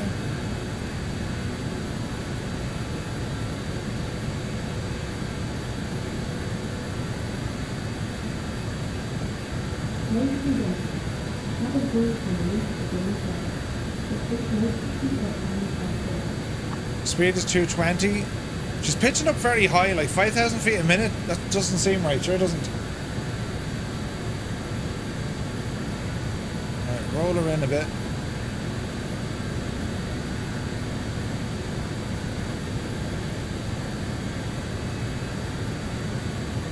Easy.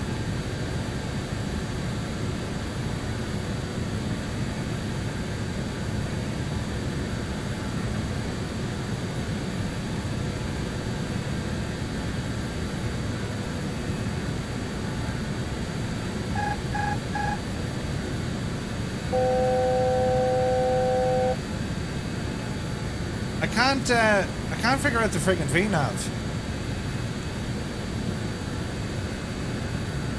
But she's climbing way too much, yeah? And there's 9,000, we just shot through that.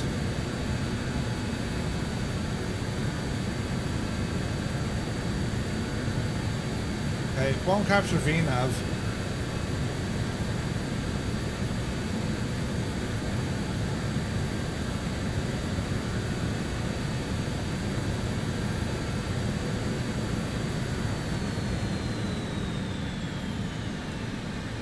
Right, there's auto throttle starting to behave now. 250, call it. Climb at 1200. Don't know why it's doing that. I need to figure out. Right, flaps are in, gear is up, and we're still on our nav route. We just kind of busted our initial clearance, but I'm not too worried yet. Little trader, good to see you. Do you have to input your destination details to complete the flight plan? No, we should be okay. I could be wrong, but I have a feeling VNAV isn't calculated correctly because you didn't specify your extra fuel.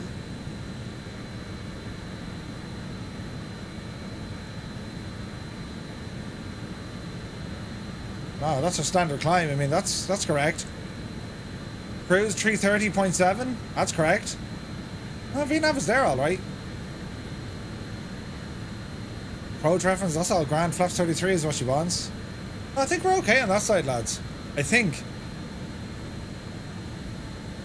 It's just I need to figure out the climb profile because I know with the 146, wasn't there a button that you had to sync it? And there is a sync button there.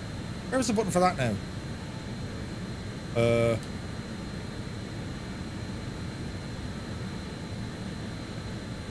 There's a button there somewhere for syncing it, right?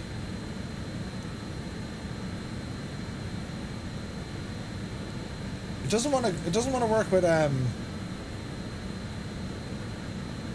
VNAV. Thrust is set to climb. Level change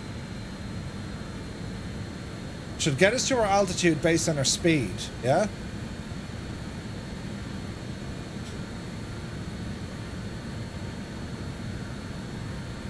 Which it will. So I put in 250 and that'll climb now and maintain 250. So level change is working. VNAV isn't working though.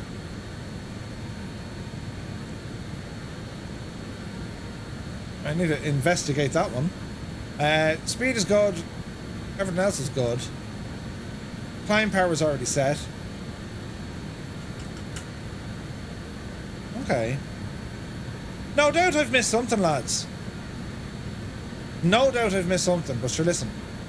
Bring out the range here a bit.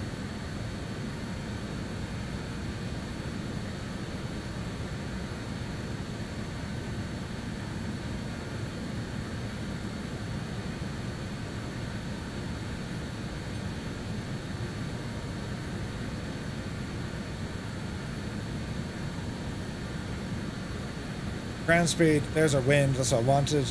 Nav aid, don't need nav aid. Have I broke it? Not yet, not yet. I could be wrong. Yeah, I don't know. Briggsy, good to see you. Could be a case that VNAV used descent while level changes for climb. No, you can use, because I have this other A VNAV as well. I'll read up on it now in a bit. Like, we're okay at the minute. Level change is working a treat. I think the speed up now a little bit. So we want 290 knots. I'll need to read up on the VNAV part. Most unusual. Because, like, the VNAV profile is here, look. So, yeah. Terrain on display, will that work?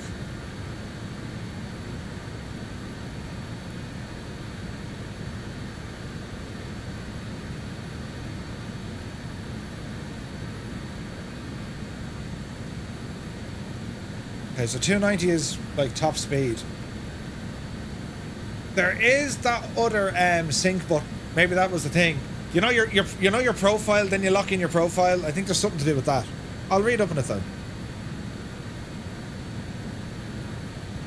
She's flying well though.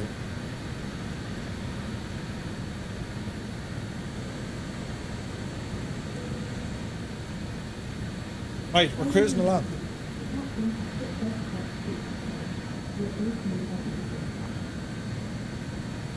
Right. Get some multiplayer on here for the crack as well. Southeast Asian server, lads, if you're flying along. What do we like outside? Ah, yeah. Look at the cut. Look at the state of that.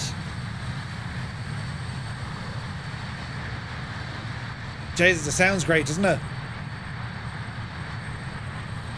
Hey, Spitfire RAF 100 is in the chat. Good to see you. The Ripper's here as well. Good to see you, man. Right. Let me see what we do here. That was all terribly great crack. But, well, we'll play a bit of play a bit of music here as we ramble out, will we? Let me see.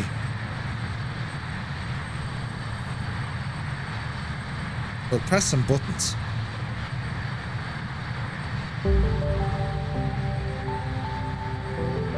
The Whisper Jet Lads. Isn't it pretty?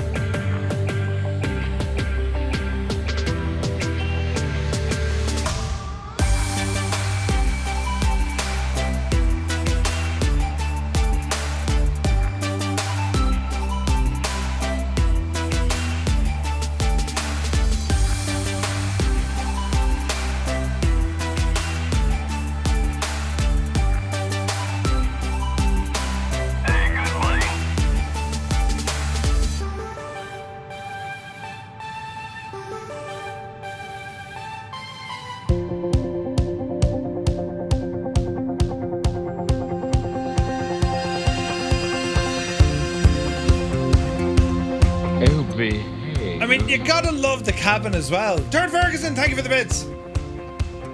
Like, all the cabin views, aren't they fantastic?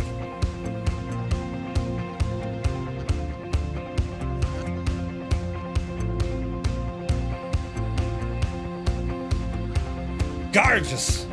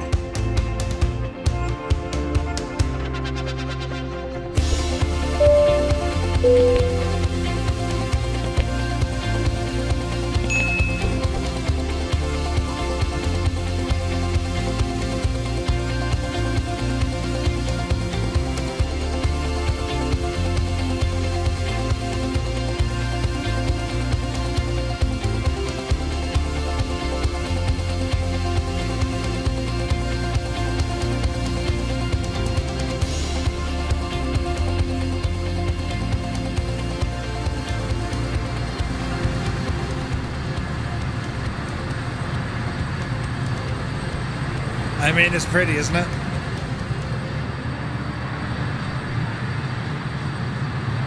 Now we have to do the L flyby, don't we? I mean, it has to be done. Has to be done. We're back here now, the road. And we want sounds now, right? How does the thing behave with sounds, right? I have a feeling it's going to be absolutely savage. Are we ready now? Mind your ears, lads. This will get loud.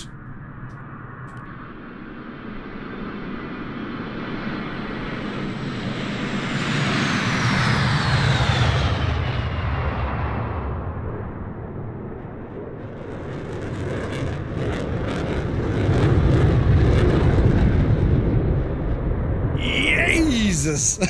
That's a very nice plane. Right. Now, is there anything screaming or shouting at me? Are we in trouble anywhere? No. We're at top of climb here, look. Brilliant. Right. Still doesn't want to play with VNav. I don't know how we're going to get this to work.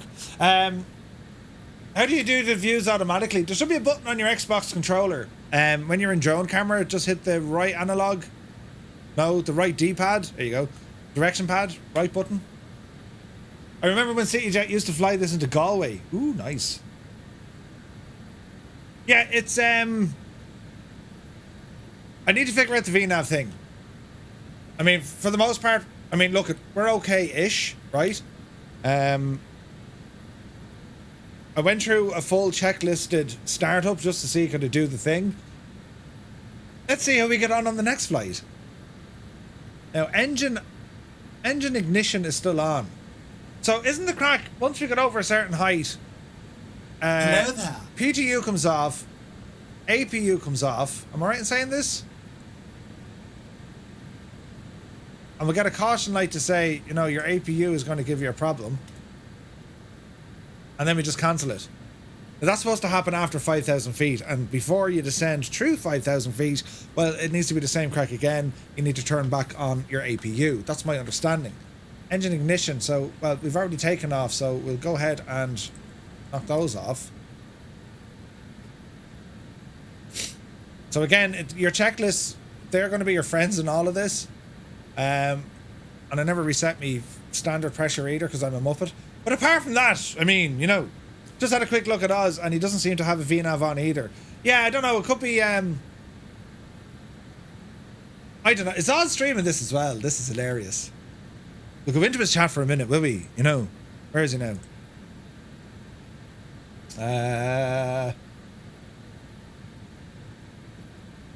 Jamie's after starting as well. Bloody hell. We're all streaming today. Where's this now? Oh yeah, there's Oz. We'll say nothing to him. We'll just ramble into his chat and say nothing, right? Hang on. Shh, quiet now. Ah, how are you? Right. Gav, what have I reviewed lately that hurt your wallet? No panic here now, right? If you're wondering what's going on. Hello, this aviation guy. Did you know? Did you get VNav working? No. Did you know I'm from Austin, Texas, my friend?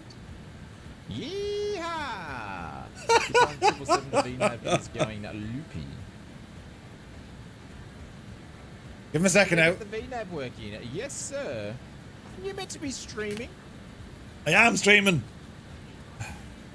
Yeah, I get the VNav to work. You mean like the whole IRS and all that sort of stuff? Yes. Yeah. No, the IRS are grand. Hang on. But just don't look at what I'm doing at the moment because I was turning the knob on my on something else and I wasn't watching what I'm doing. I'm flying all over the place. Yes. You're live here too. Yeah, absolutely. Are you flying at the moment, Murph? Yes. I'm streaming me.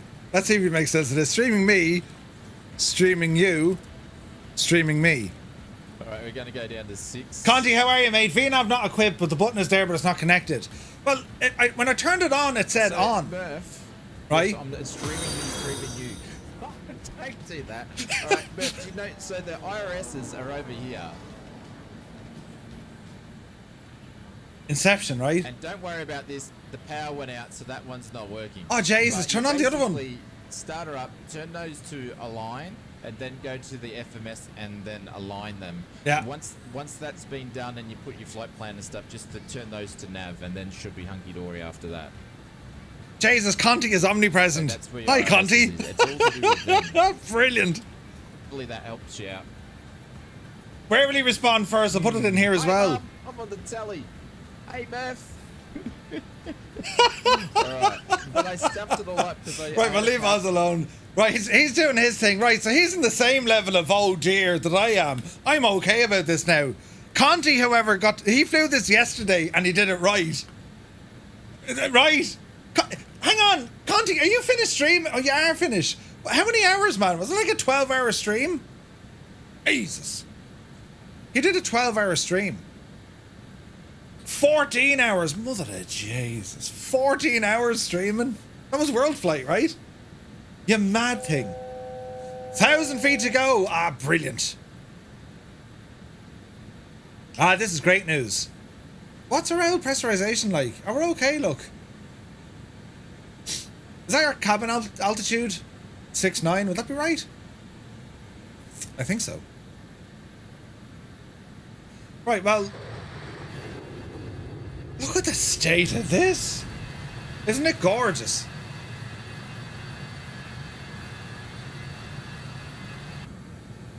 It's just gorgeous, isn't it? She flies nice. Yeah, it's beautiful. Just Flight have done an absolute cracker of a job at this. And yeah, I got to figure out the VNAV stuff because when I turned it on earlier on, I got the light on. And I know it has a VNAV, which is like adjusted VNAV, which helps you out on like descent paths if you're doing like, you know, non-procedural stuff or non-precision stuff. So yeah, I need to figure out all that jazz as well. Yeah, it's mad. Now MCT should be our power mode here, shouldn't it? As we just finish our climb, 330 or flight level 330, and she's rolling back now to maintain speed. Oh, look at the wind hitting us there. Did you see that? The wind absolutely bashed us, lads. Gee hell. Right, now I need to press some buttons over here, look, because we need to start our descent here rapidly.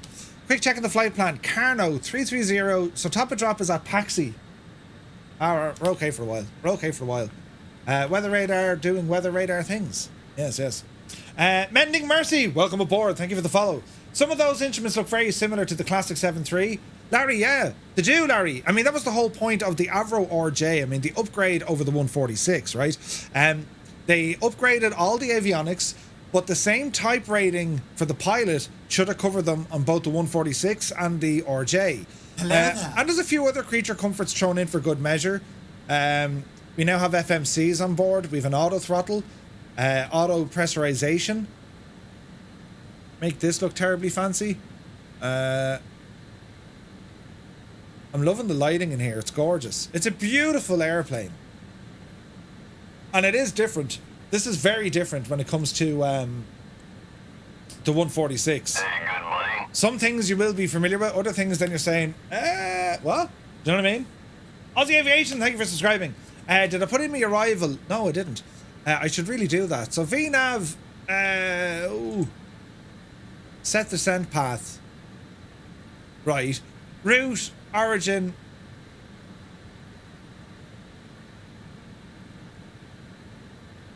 Now, the arrival. What are we going for? Runway what? 08. ILS the devil. Transition. Jesus, bring up the chart, Murph. Bring up the chart. So we're coming in from Tiver. I don't see a Tiver. Right, bring up the chart. It's an approach. ILS 08. NDB ILS. Ooh. Initial approach.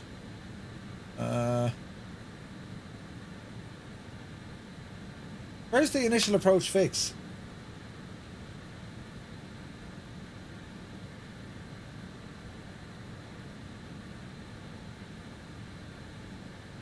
Let's have a look.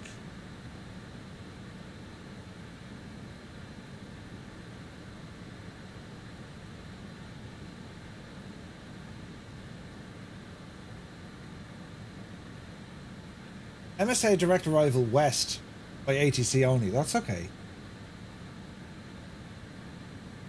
What's the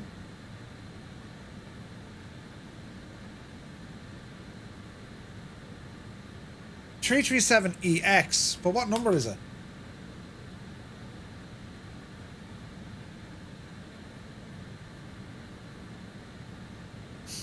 (337EX), right? Well, we'll start dialing some things in just to see if we can figure it out, right? So VHF nav. So she's on standby at the moment, so we're going to want 109.9. 109.9. Pop you. 109.9. And we'll go 109.9. Turn it on. Don't want to hold. Okay, and then course is going. Final approach is going to be 077.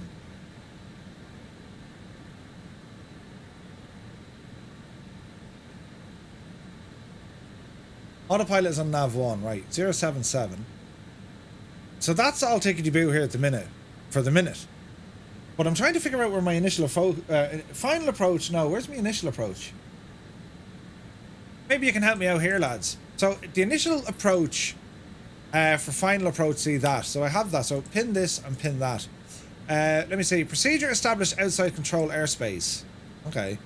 109 and 77. Grand. NDB EX is 337. So that means we fly down to this, but it just says EX, right? I'm off course. Am I? What the name of Jesus happened there? Oh wait, is that because I put in 77? Murph? LNAV?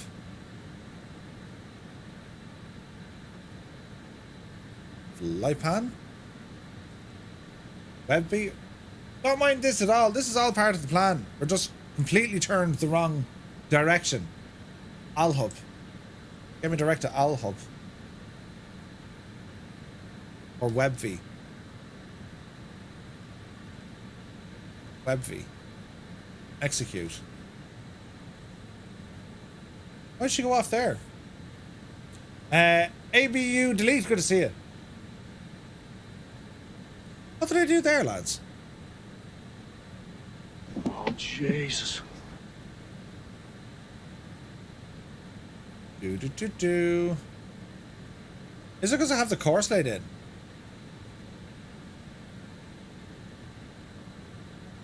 LNAV? Why are we heading the wrong way?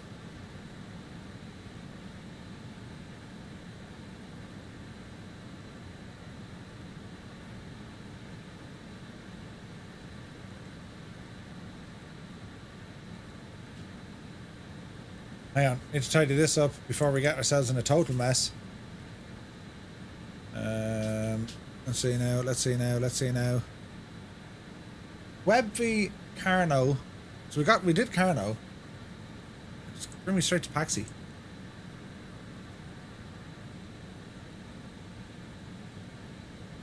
XE3, yeah, XE3. You need that coffee, I'm telling you.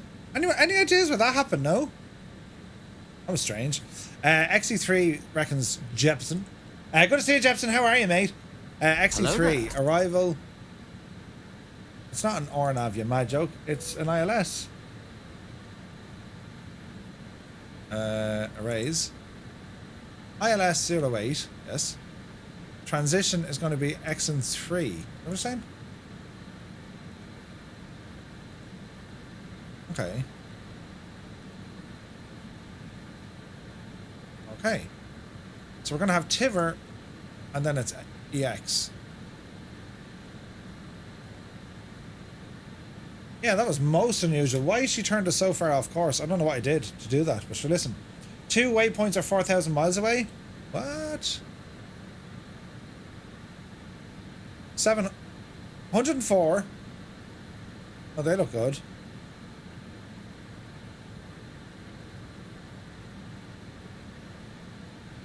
I wonder, did I put in the wrong waypoints? Oh, the mileage is good. Paxi's 100 miles, 14 miles, 122. That looks right.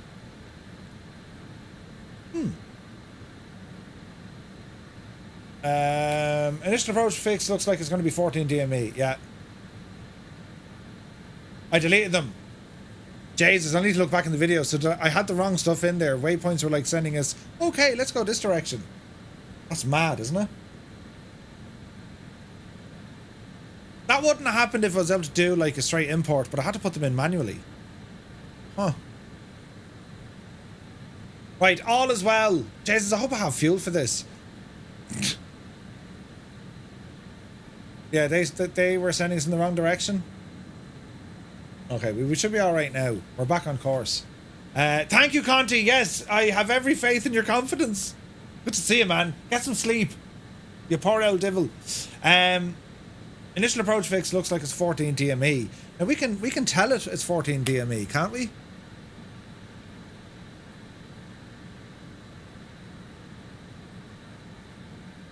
How do we do this now? Cancel that.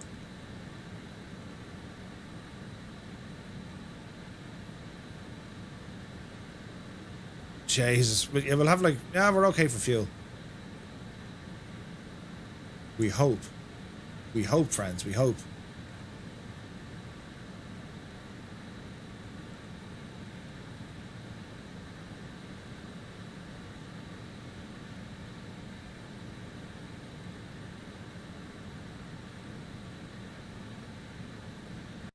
Oh, there's a crash. What happened there, friends?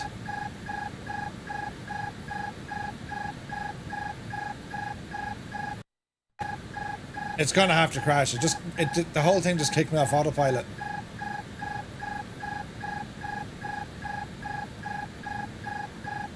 All right. Really? Hello there. Bloody hell, we completely lost nav. And we're climbing.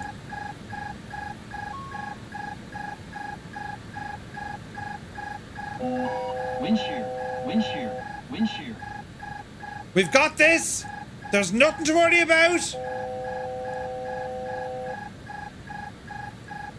Autopilot doesn't want to play. I can't seem to cancel that.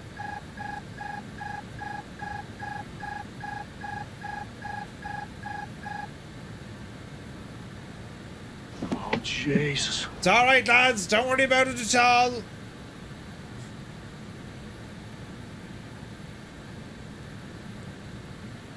Get that nose down, please. Get us back to where we belong. And it is what happened there. Explodimus Maximus, right? Are you over speed? No. Nowhere near it. 240 is what we had in the box.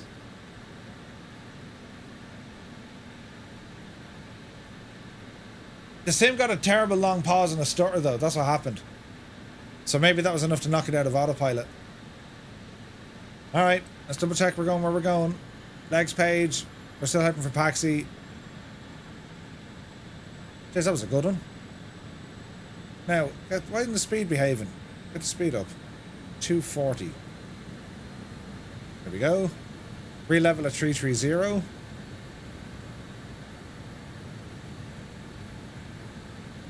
Put that back. Altitude alert is okay. Yeah, no idea what that was. You're grand, lads. You're grand. What else do I need to do? Most unusual. Any plane that tries to kill you, in my book, that's a good plane, right? You were visited by Shane's Gremlins. Is Ozflight getting the same issues? Well, it's not fully finished. Like, I mean, Just Flight are still working on this, so I wouldn't worry kind of too much. You know what I mean? The weird looking 146. Snares, welcome in. Yes. The Avro RJ.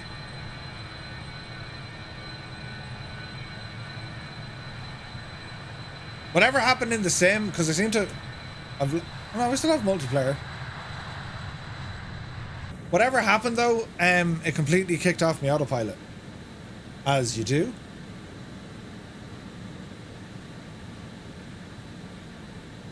$15 knot of a headwind.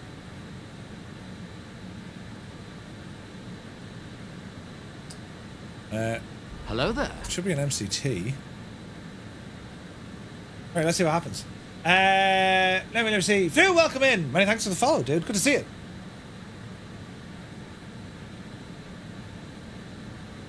The good thing about this add-on, though, it's the sheer amount of, like, you know, reference and reading materials. You know what I mean? What are the differences? This is where it gets interesting, right? It's the latest entry into the Just Flight hangar, a high-fidelity simulation of what turned out to be Britain's last airliner. Ooh. Developed between the 80s and the 90s, the first flight occurring in 1992. The main result, it's a glass cockpit airliner equipped with EFIS, FADEC and FMS as standard. And the main differences in the cockpit, the aircraft systems themselves, including FADEC, flight management system, which is new, passenger cabin gets a bit of an overhaul, EFB is completely overhauled, the flight model has been tweaked, and the sounds. They actually got all the sounds from the real world aircraft. That's like class. You know what I mean?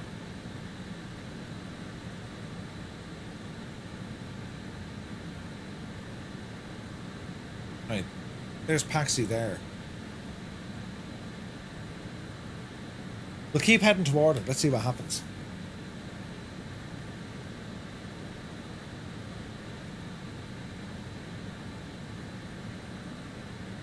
Now, what else do we need to do? Avro RJ. Looks cool, doesn't it? Hey, Martel, good to see you. If this is the RJ Professional, can you and me go fly the RJ Amateur Edition? It's the Professional Edition, yeah. Well, look, so far so good. I mean, we're doing all right-ish, right? Flight level 282 once we get over to Paxi.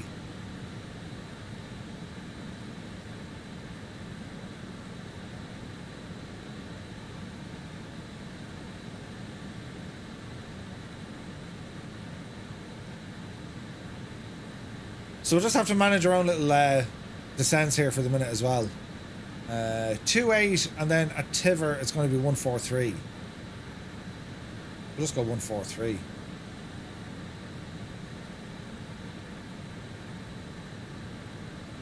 There we go. Alright. Aren't BAE involved in the Airbus production line nowadays? Yeah, I think so. Yeah. BAE am I right in saying, aren't they making trains and stuff now? I'm almost certain of it, aren't they? Almost certain of it. Definitely an interesting machine though. And again, it's purely down to figuring out the good and the bad. You know what I mean?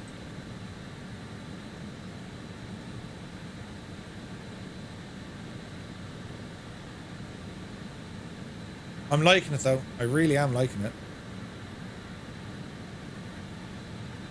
And for the most part, it's behaving. There's a couple of quirks that I need to figure out what it's doing. But like, you know, the level of simulation going on here, it's nuts. Like it. Uh-oh. Why is it doing that? Look. Oh, do you know what it is? I wonder. Back up the hill now. Here you go.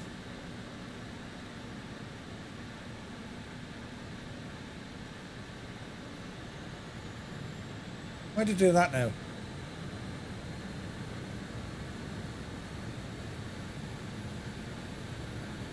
Interesting. I believe BAE have made components for Dublin buses. Yeah, I heard that as well. Yeah, yeah. They make like buses and trains and all that jazz.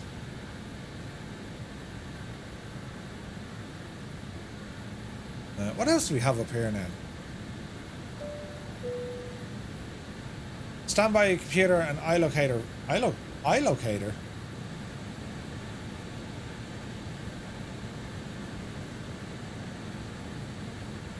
And when we're landing, we'll need to fire back up the APU.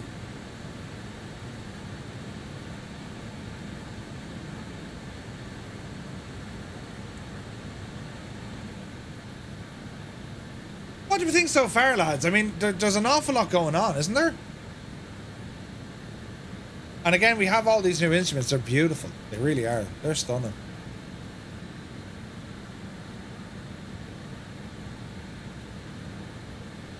"24 knots of wind hitting us now." Right, I think we're going to start a descent. Level change. Now, how far are you going to bring us down the road? Don't put us into like a friggin' dive now, Chief. 4,000. Jesus, calm it down though. It's easing off a little bit. Not much though. 2,500, 20, that's a bit better. Okay.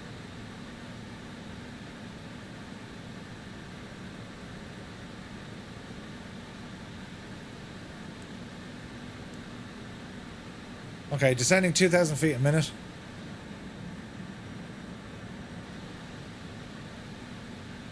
So a landing into Exeter on runway 08. This should be fun.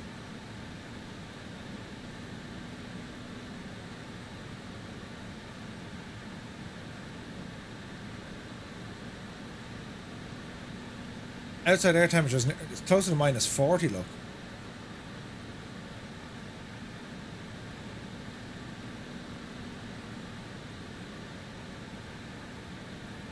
Right, we'll see how she behaves when we try to land it. So it looks to be fully set up, but your guess is going to be as good as mine once we start getting this thing down. Do you know what I mean?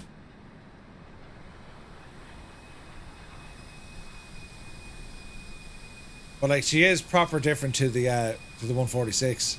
Even flying it, I mean, you just know it's the engines have slightly more power. You kind of get a sense of that, but it's just with the little nuances, and that's what I love about this. This isn't another Airbus or a Boeing. This is very, very different logic, and it's fun. It's gonna kick your ass for a while, but then when you get there, you'll get there. You know what I mean? You look back at times like these and say, do you remember the time he actually, yeah, right, you know, but we'll be grand. Totally fine. Looks like the plane's autopilot can follow either FMC. I saw LNAV 1 or 2 switch. Yeah. And like there's ADF, DME, VOR, like there's all that jazz there as well.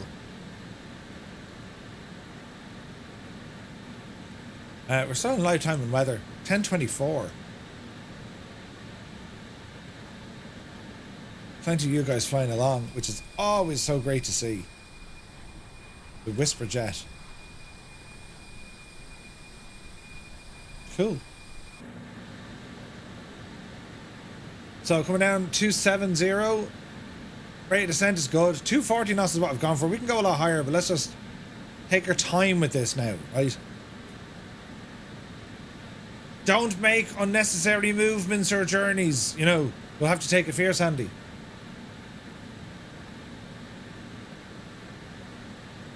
But with these older classical or classic jets, and the Fokker family is the same. You know, they really do challenge it, and to an extent also the A300 and the A310. I mean, they're older aircraft. Indybuilds did a great job with them as well. They're not what we're used to. You know, you're not accustomed to things like that. Even though this, like, I mean, that's straight out of a Boeing, right?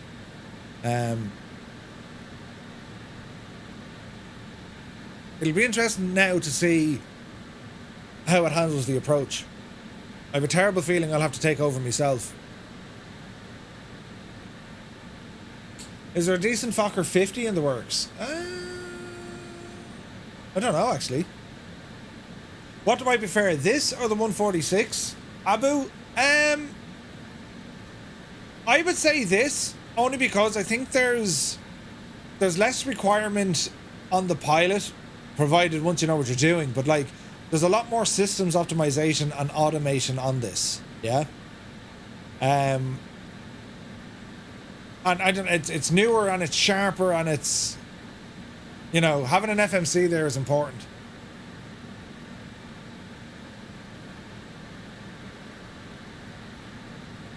LNAV.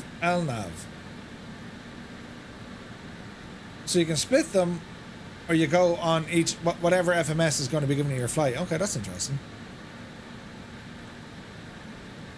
Yeah, there's nothing on this at all.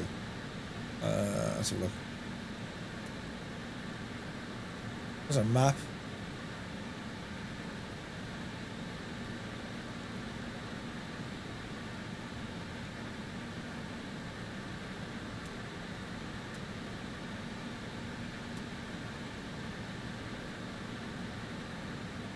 Alright. Can you zoom in on the small analog gauges above the engine gauges? Yes.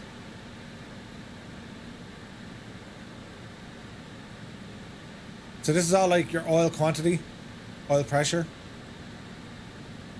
They're jumping up and down a bit.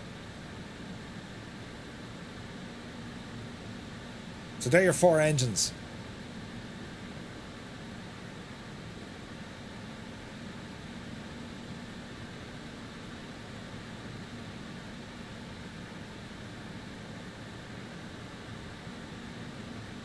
Yeah, backup instruments as well. I don't know what this guy's off.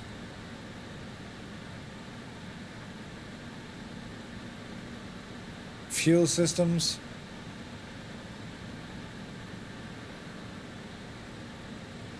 Like, look at the detail underneath here even. You know what I mean?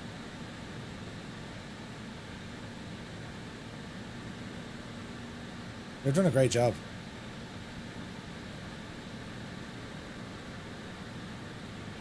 Beautiful. Right, continue on down.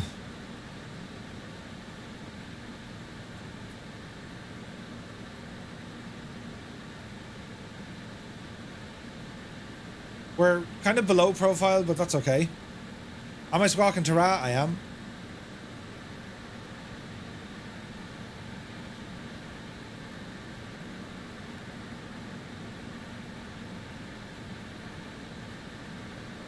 Brake temperature.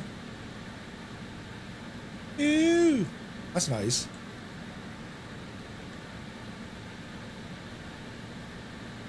Store data, don't know what that does.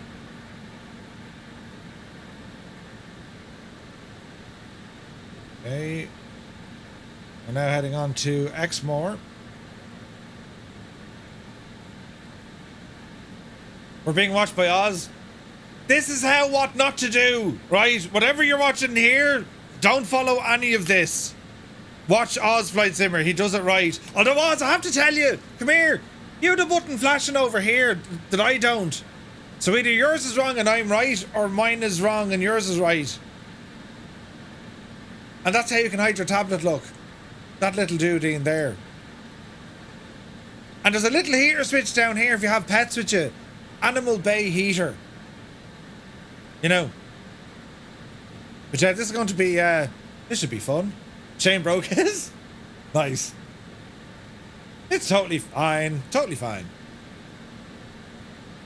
Right, flight level 180. We're continuing down to 14. Wigu, Exmoor, Tiver, and then X. What have we got? 37 miles to get us down to 3,500 feet. Ready to descend 2,000 feet a minute. 10 minutes. Eh.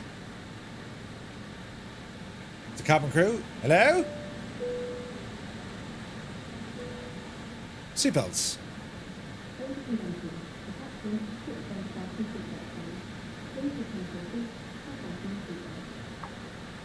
Do sit down now and say nothing and fasten your seatbelts. Restarting the sim, so we're grand! How are you lads? Great to see you. Hope you're having a grand old evening if you're in Australia. Our landing here is coming into Exeter, so I've put in an ILS approach runway 08. It looks correct. I mean, I think it's correct. But time is going to tell. We are descending nicely though. I might dial back some of that speed now in a moment. But for right now, we're good. I mean, everything is relatively good. It's a pretty machine though, isn't it? Like the state.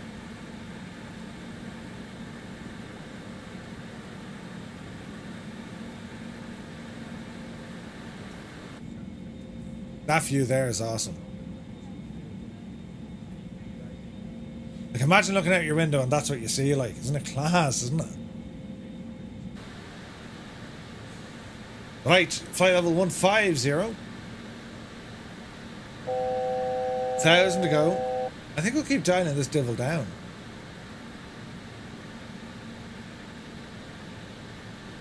We'll bring it down to about 6.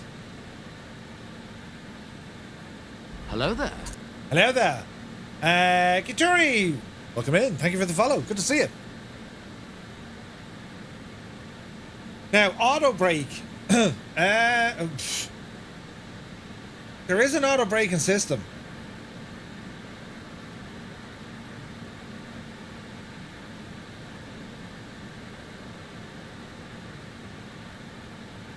Here override. Flap for landing would be 33. Steep approach. It's not going to be a steep approach. Ground proximity warning device. We can turn that off. It's not going to be a steep descend. Like it's 3 degrees, right?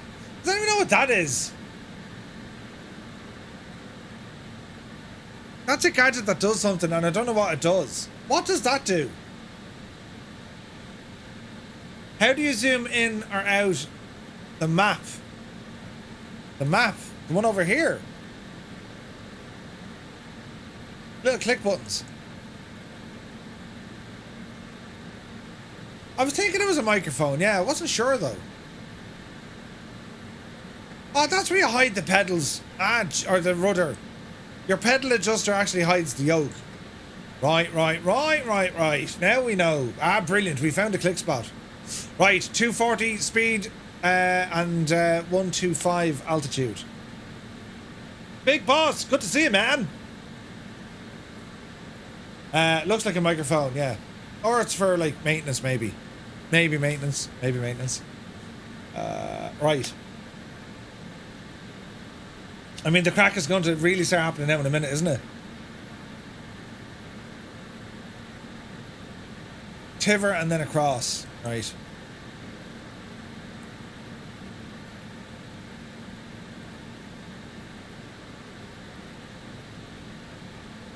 Put these guys on. We're going to want those.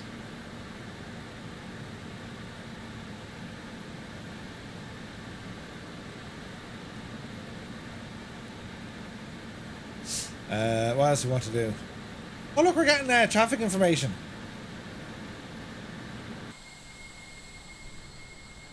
There should be a plane right beneath us. There is. Drew Zeus is there. Alright. Can the range on the traffic gauge be changed? This guy here? Is that what that is? Because if that's traffic, yes, is the short answer. We should be able to mess it around somewhere. I imagine this guy here. Yeah. Go down to where your transponder is, and there you have your range for your little traffic icon. Doesn't seem to be working though. Right, 10,000. All hell is going to break loose. Start dialing back the speed, make life a little bit handier for ourselves. And let's see what happens. Ed 29, welcome aboard. Phenom flight from Dublin to Exeter. Nice, Goblin Zeus. Right, let's have a look. There's a hold there, but we're not going for the hold.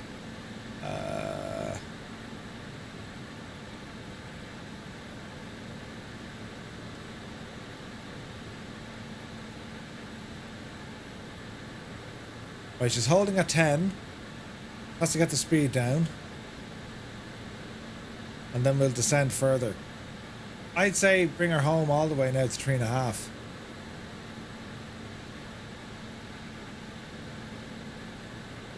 Right? And 200 is what we'll lock in for our maneuvering speed.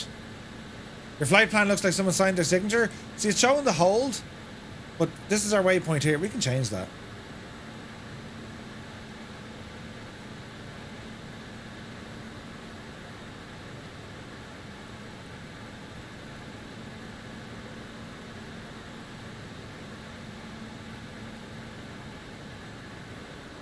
Tiver, wax, and then, yeah, then we're in. Right, 9,500, continue. Is anyone else, like, proper excited or terrified? Shane says hit the approach button. Now? We're very high for approach. Hello there. Like, where are you leading me to?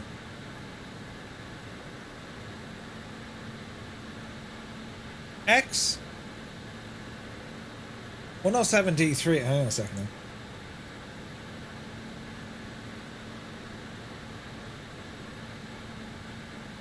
D3. We should be going straight to D2. There's D2. So it's X then a right turn. It should be a harsh right turn. Which it will be. No, I think we're okay. I think we're okay. Easy now, easy now. Once we know we're doing... Why are we going out to that T107D3? I don't need to do that. We don't need to do that. It should be D2, shouldn't it?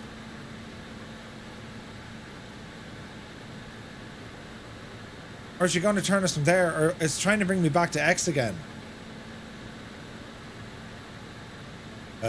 Balls to that anyway. Where's that in? So I'm expecting a hard right-hand turn. CF08. Alright.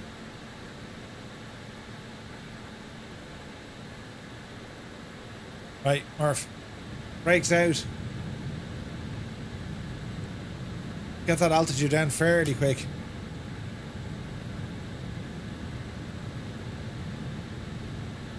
Oh, yes. Straight down the hill we go. Look at the, look at that speed brake, look. Deadly. Deadly. Don't follow Shane, he had enough issues. You're grand. Alright, start rolling out there, Chief. There we go.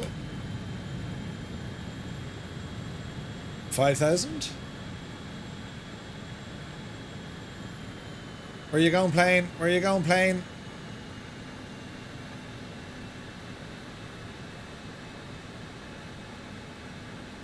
Hey, good morning. Should be a left turn here. Checked. Flaps 80. You should be turning us left. And now it's lost VNAV. It's lost all of this. It's lost approach mode, look.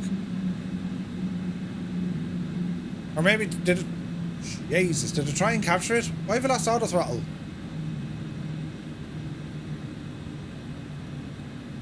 Why did we lose auto throttle, friends? Autopilot off, my airplane. The thing is drunk. Easy now. Right, we're going to hand fly this. Why did it do that now? Like, we're directly over the... I wonder, did I hit approach too early? Probably. Right, say nothing to no one. No one has to see this. Right? We're doing this ourselves. Easy now. Watch the speed. We'll just hand fly the approach.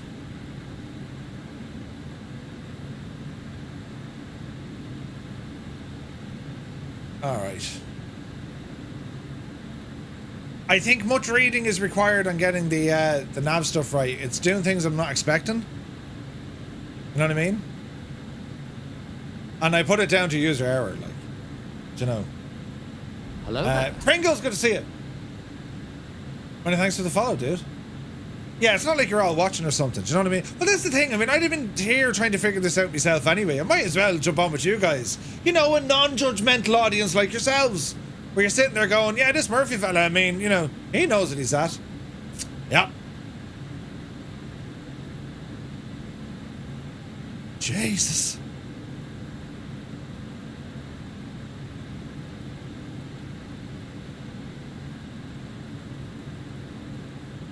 Okay, let's see, can this thing be nice again?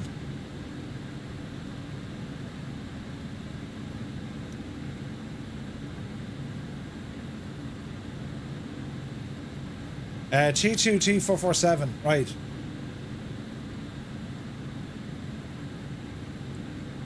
Reactivate autopilot, let's see how she behaves.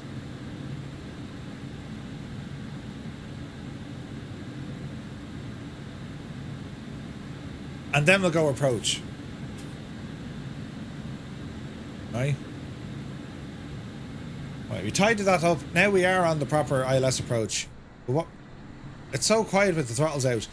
I just need to figure out why it all went terribly wrong. But we fixed it. We're back behaving here now at the minute. So, quick check. ILS is already dialed in. Once we get to this waypoint, right turn CF08, FF08, and then that's kind of pretty much our final fix, yeah? 4,500 feet.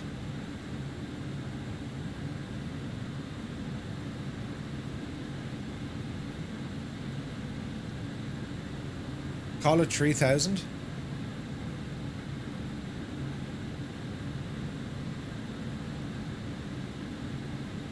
Easy now. Flaps are at 18.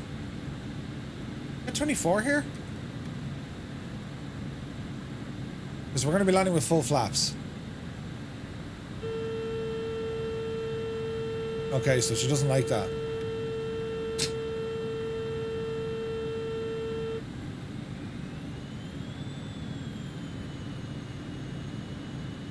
Okay. There's a turn. What's your altitude?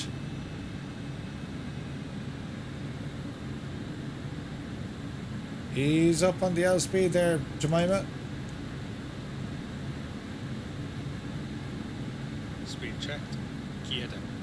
Gear. Glide slope Approach. Glide slope has been captured. What's your speed?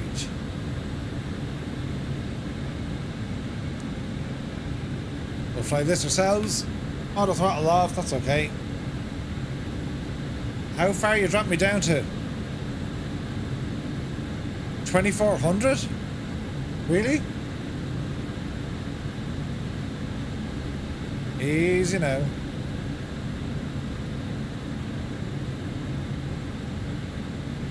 Speed checked. Flaps 24. Flaps 24.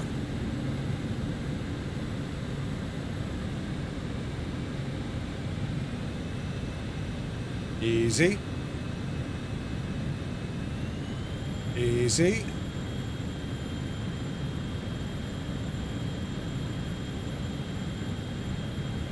You may fly this way for the minute.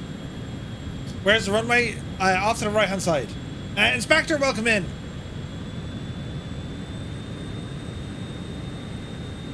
Okay, right turn coming in. When this baby hits 88 miles per hour, you're gonna see some serious shit. Why didn't she turn? It lost its approach mode? Really? It lost the whole shagging thing again? Bloody hell. Autopilot off.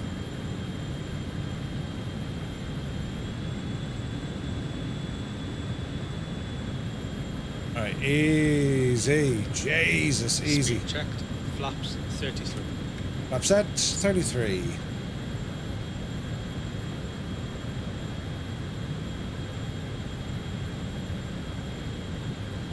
Easy now, Murph. Easy.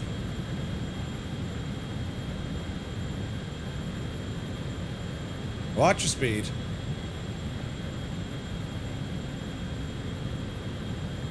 Oh, do you know what I didn't do, lads? Chronic. Absolute chronic.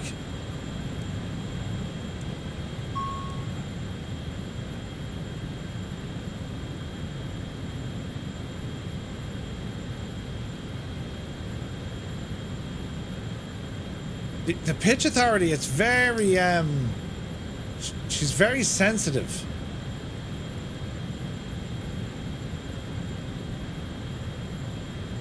We're getting there. Why so serious? I am very serious. I'm trying not to break the thing. Ooh, yeah. It's totally fine. APU power is available. APU, right, we're grand. Wait, APU gen? Yeah, it's on. Right, okay. I've gone about a country mile off the approach. It's alright though, we'll figure it out, lads. Cabin is secured. The cabin is secured. That's great news. Jay's brilliant. Right, get yourself back where you need to be, Murph. I don't know why autopilot completely kicked out of me there. Shouldn't have done that. Like, it really shouldn't have done that. I need to figure out why it's doing that.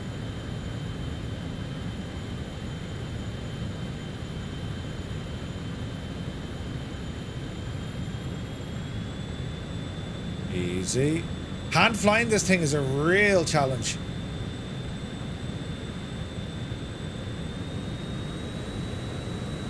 Easy.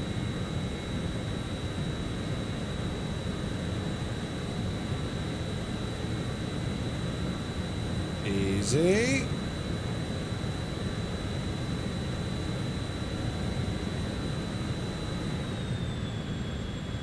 Watch your height. And we'll start lining ourselves up so we can see the actual runway. Easy. Easy.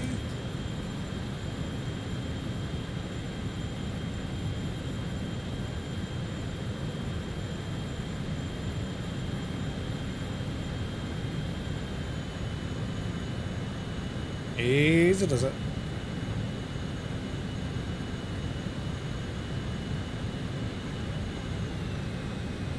Easy.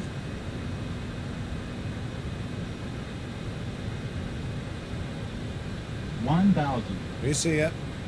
Easy. Alright, here we go. Flaps full, gear down. Lie back and think of Ireland. It's going to be grand. Any predictions on the landing rate? Survival. That's your option. Survival, right?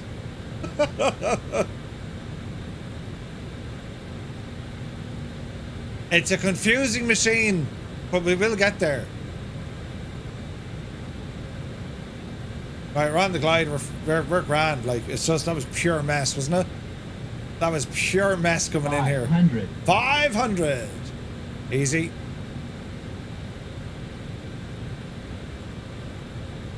Easy. Easy. You're below the glide. Get up, you muppet. And back on the glide. Hello there. Hello there. Hey, Chipmunk, good to see you. Easy does it. Right. Watch the speed. Minimums. We're landing. Flight slope. We're alright. We're alright. 100. Air brakes out. 50. 40. 30. 20. Retarded. 10. Easy. Jesus, drop her down quick. Ground item. There's a touch. Jesus. Spoilers, yellow and green. Brake pressure checked. Diesel, 80 knots. Man alive, that was a challenge. 60 knots. Spoiler stowed. Flaps in. That was a proper challenge, wasn't it? It caught me out in so many places, so I gotta go off and learn it. You know what I mean? Yeah, we went flaps 33, yeah. 100%. It was a soft landing, but it was a long landing. You know what I mean? But yeah.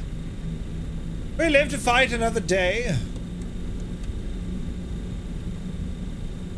Where can I spin off here now?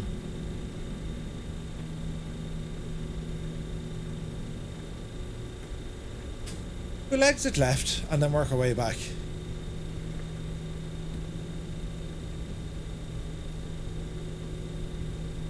Definitely a handful, this thing.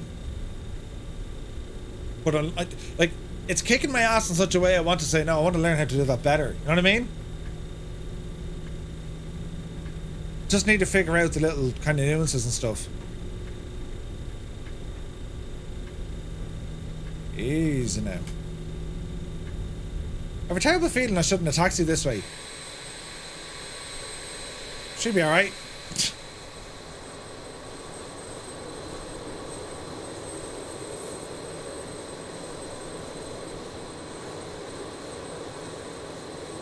Yeah, it's a taxiway. It looks a bit strange, doesn't it? Right. Yeah, there's a lot of stuff there that caught me out.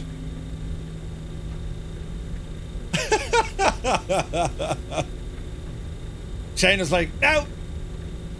It is good. It's very good, right? I don't want to think it's completely me being an idiot. Like 100%. That's probably 95. I think there's like 5% of the plane not behaving. I hope, right? I'm gonna hang a left here. Get away from the old military side of the camp.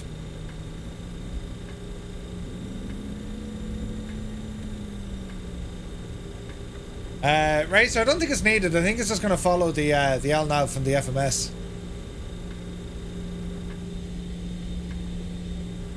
It's playing music. It's playing it automatically when we landed.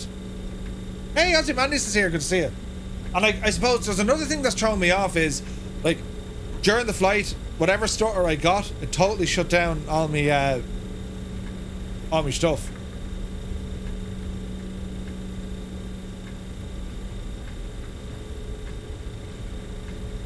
Which is weird, right? Like, it completely blew off the autopilot and all that, which is very strange.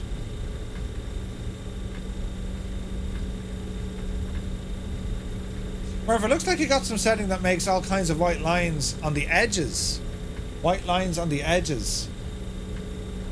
What do you mean, Whiskey? What are you seeing? Is it like kind of stuttering or something? That's probably frame gen. Frame gen adds in some kind of weird artifacts.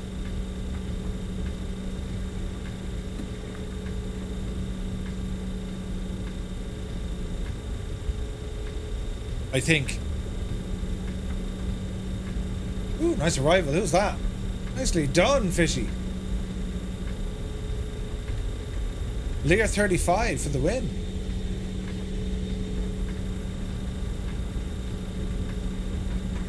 Four APUs as engines, you can't complain, right?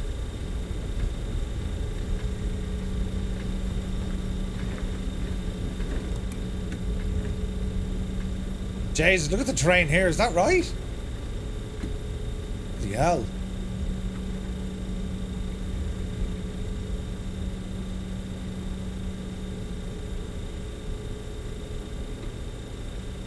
All right, Jemima.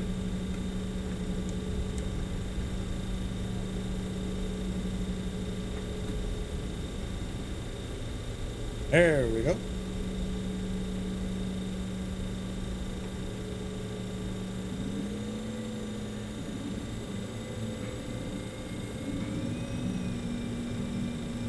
Easy, does it?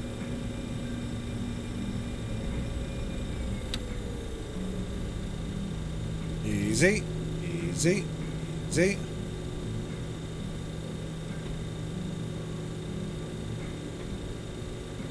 All right. Park brakes. APUs are running. That's all running. Engines coming off. Chucks. Doors.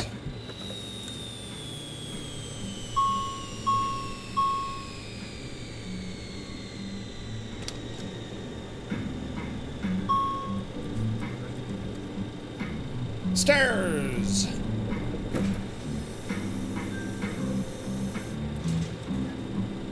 The tunage, lads. Alright, let's have a look. Jans, leave him alone. APU is running, leave him alone. Brake fans, leave him on.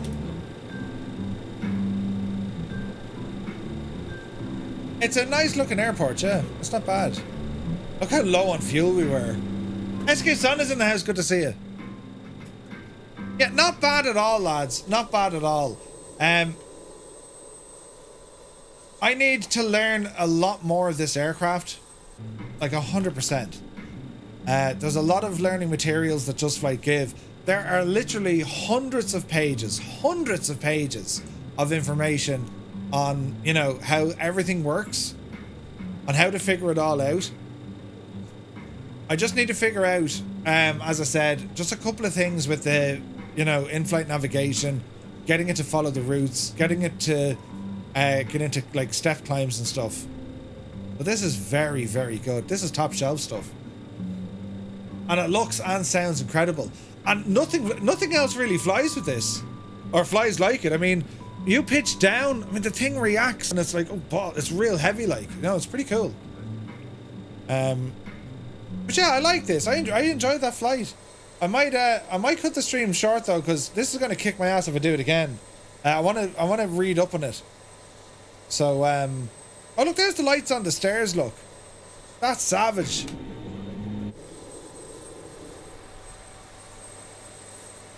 Oh yeah, that's pretty cool, isn't it?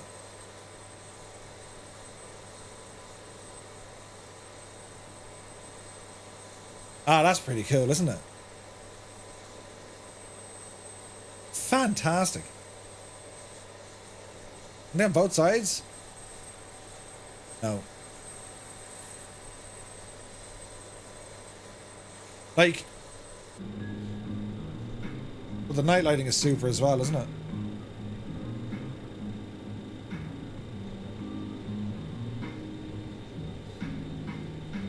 Yeah, the night lighting is super. It's gorgeous.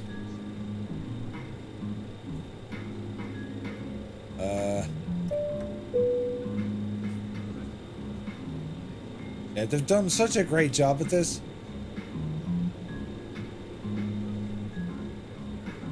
What's these for?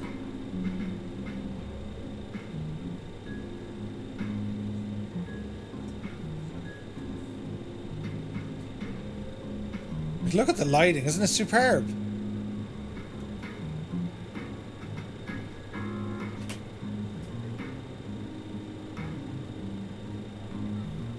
Very pretty lights. Jesus, that's gorgeous.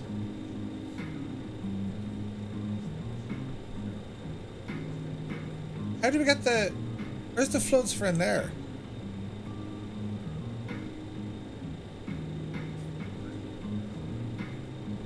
Now you're talking.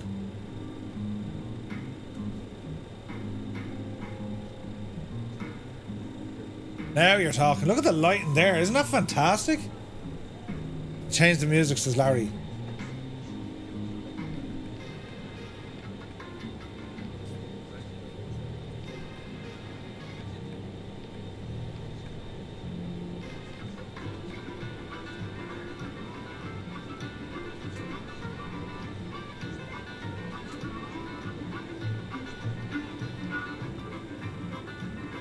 Right?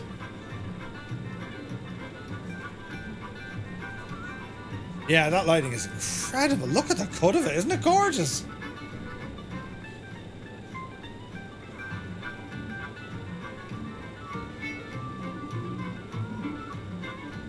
That's beautiful. That's insane lighting. What do you think of that?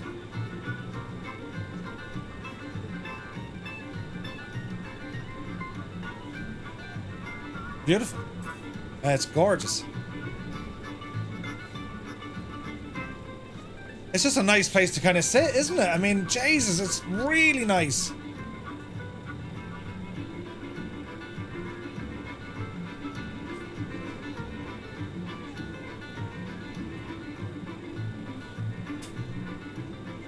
Beautiful, beautiful.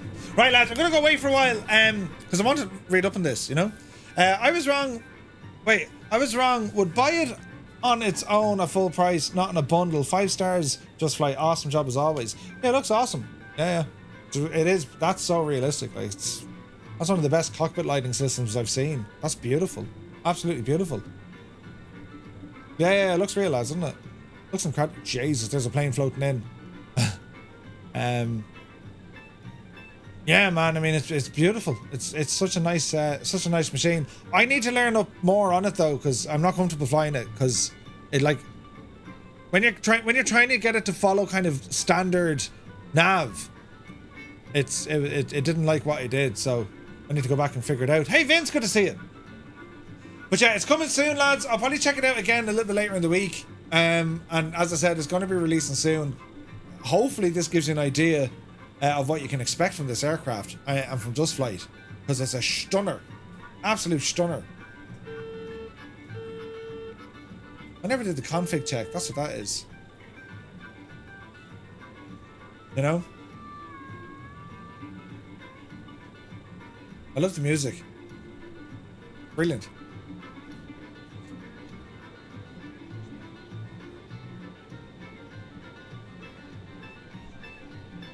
The cabin is nice.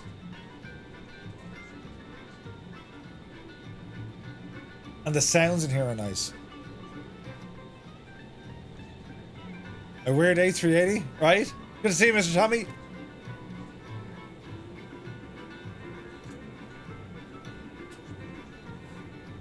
It's stunning. It's a beautiful plane. Look at the lighting in here, though.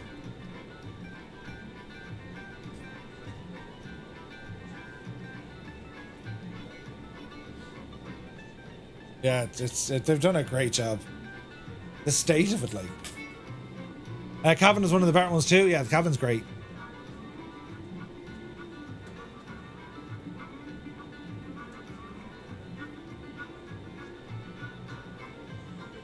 Leather seats, man.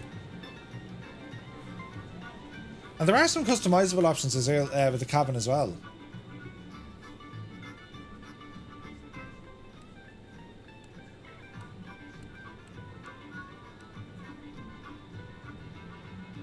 Side cabin lights.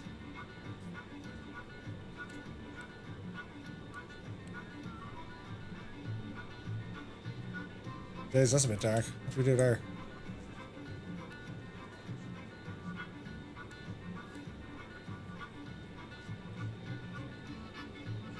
Get the mood lighting just right.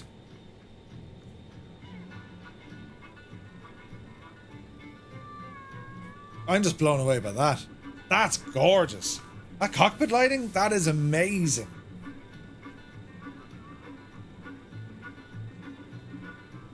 Isn't it savage? Jesus, look at it.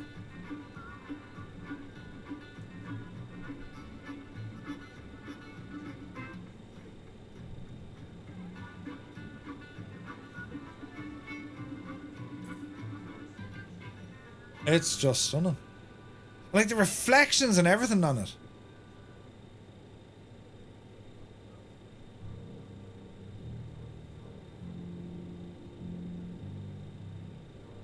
And the overhead as well, look.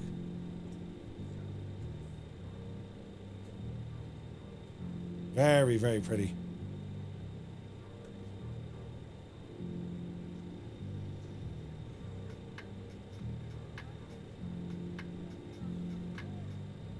Right, Chinwell. Lads, we're back tomorrow. We continue on with our ancient wonders. We're going to be visiting the great lighthouse of Alexandria. We're going to be flying in the Twin Otter, an amphibian, or yeah, I think it's the amphibian I'm going with. Chase, I hope it's the amphibian one. But yeah, I'm gonna spend some time just reading up some manuals on this because, like as I said, there's hundreds of pages to read up on. The startup procedure is relatively straightforward. It's just the nav I'm struggling. So I'll figure out how to get the thing to follow what I want it to do. But maybe we're already in a simulation. Maybe. But yeah, guys, have a great Sunday. Enjoy your day. Get plenty of flying in. And I'm going to catch you tomorrow from 8 o'clock, 2000 Zulu time. We continue on with our ancient wonders for a group flight. Wednesday, we're bringing the news. And then Friday night, we've got another group flight in New Zealand. So I'm looking forward to that. So enjoy the rest of your day, guys. Thank you so much indeed for tuning in. I'll see you on the next one. To the left. Don't mind that car coming up behind us. He'll be grand. We're going to overtake a Skoda. It's forbidden. I forbid it. Get back in there. Get into our rightful place at the Skoda. That's a Skoda. That's a Skoda. Look at the cut of it. Oh, Jesus, then isn't it beautiful? Look. Yes. Keep about 2 full chevrons back from the Skoda. You know, as a mark of respect. Fault. When was that, Dougal? Was that the year that, you know, everyone just heard this kind of a... Oh, Jesus. Well, they heard a... Oh, in the distance. What was that? Sounded... Get out! Words that I can't use. Hang on. This... Now. Brilliant, right? Needed to get that out of there. You can leave it just 1 second, like, do you know? Dougal, that... If it was me, do you know what I'd do? I'd start with a letter of apology. Oh, I still go. Look, it's reversing. Mind the brakes, you'll tip it over. You've heard of tipping cows. Oh.